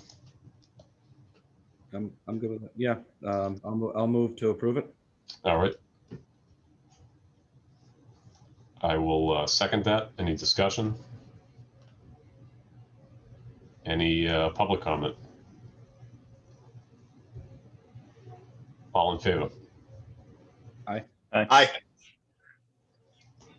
All right, we will approve a dead end sign for Sugar Hill Lane off of Vernon Street. The last is matters not anticipated for the agenda. I have one for Matt and Bill. A while back, we looked at West Water Street and North Ave. I continue to get complaints about that intersection there from business owners and town councilors. It's just a very tough intersection, and we looked at it from a crossing perspective. We had requested that the school look into a crossing guard there, and at the time they were in the middle of their budget. So they, from what I understood, they were going to look into it for the next fiscal year, and then COVID hit. So I'm not sure what happened on that end. I think it could still use a crossing guard. I think that's a huge concern there for middle school kids crossing the street to head to the Galvin. So I'd still like to maybe get something off to the school department reaffirming our request for a crossing guard there. So maybe we'll put something together on that. But if you guys could look into any physical changes there, there's just a lot of turning movements and a lot of, excuse me, a lot of erratic driving, where when the gates come down at North Ave and Albion, cars are passing cars on the wrong side of the road and trying to get around traffic there. So I think that creates a a huge hazard for that crosswalk there on West Water Street. And I've done some enforcement there personally, and so haven't a number of our other officers. And enforcement can only do so much. So I think if there's anything physically we can do there to prevent people from creating two lanes where there aren't two lanes, or passing on the double yellow, if it's something we can look into, maybe we'll present at the next traffic advisory meeting and kind of go from there. Yeah, I can take a look back at my notes, but as I'm looking at it right now, I think I mentioned one thing being the vegetation in that little sign there on the corner. Yeah, so I spoke to, was that Total Temperature? And they said that they were going to trim that down. But I mean, that was one concern with kind of the height of the students, right? Going behind that vegetation and then all of a sudden appearing in the crosswalk. But yeah, I think even if they're waiting to cross and they're visible, the problem is if you're on the wrong side of the road and you're passing doubled up traffic, you're probably not going to see them crossing. You know, when traffic stopped to let somebody cross and now you're passing traffic on the wrong side of the road, I don't think they're really going to notice that they're in the crosswalk in the first place. So how do you prevent that? I don't know. I don't know if there's anything physical we can do there, but whether it's striping or mountable islands or something. But if there's something creative we can do, I think out of all the intersections, this is definitely one. There's just so many turning movements there, and multiple lanes. There's two lanes that are created too early by 175 North Ave. There's two lanes that are created on the into the parking spaces where the MBTA owns, when cars are kind of in queue to turn left onto West Water Street, heading south, but then turning left onto West Water. So I don't know if there's a way that we can do it. I think this definitely needs it. So we'll kind of welcome your feedback next meeting. Yep, I think the shadow of the building was an issue too. Sure. Just the visibility on the south side of that. I think the whole intersection itself in that and Richardson Ave intersection. I know Richardson Ave has a do not block sign on one of the telephone poles. Maybe they should have a do not block intersection on the West Water Street end also. I think they do. There is, yeah. So we There do. already is one, I think. Yeah. And maybe do like they do at Pearl Street with the white striping of the X. Box, don't block the box. Yeah. Isn't that there too? I think I don't think the box is there. No. There is a sign, but I'm not sure that there's a box. Yeah, the reason I say Richardson Ave is also the bus route, and the bus gets hung up there. Sometimes it can't make the corner because somebody is parked in that intersection. Right.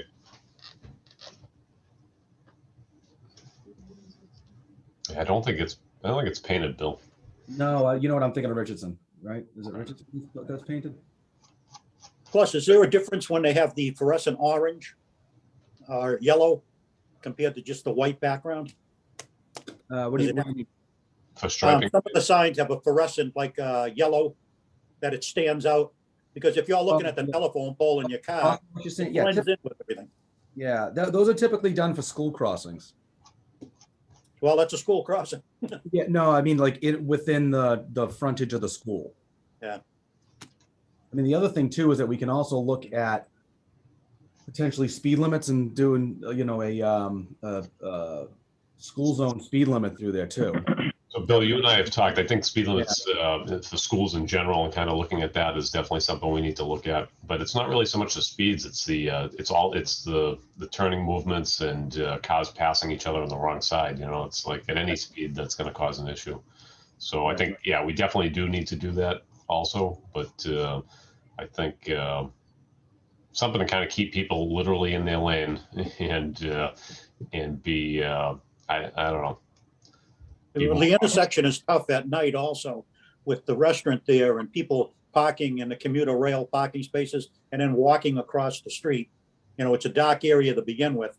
And I don't think you can put a crosswalk in because it would go to no place. Right. Yeah, exactly. Pretty much. Right. Yep. No, it is. It's tough. Definitely tough. So let's reconvene on that next meeting. Were there any other comments from the public? We'll give some time for public engagement for things that weren't covered in our agenda items. If you want to raise your hand, anybody from the public? All right, if nobody else from Traffic Advisory has anything, at 11:05, we will adjourn. It's almost like a Board of Appeals meeting. All right, guys, we will see you next time. Thank you very much. All right, thanks. Thanks, everybody. See you. Goodbye, all.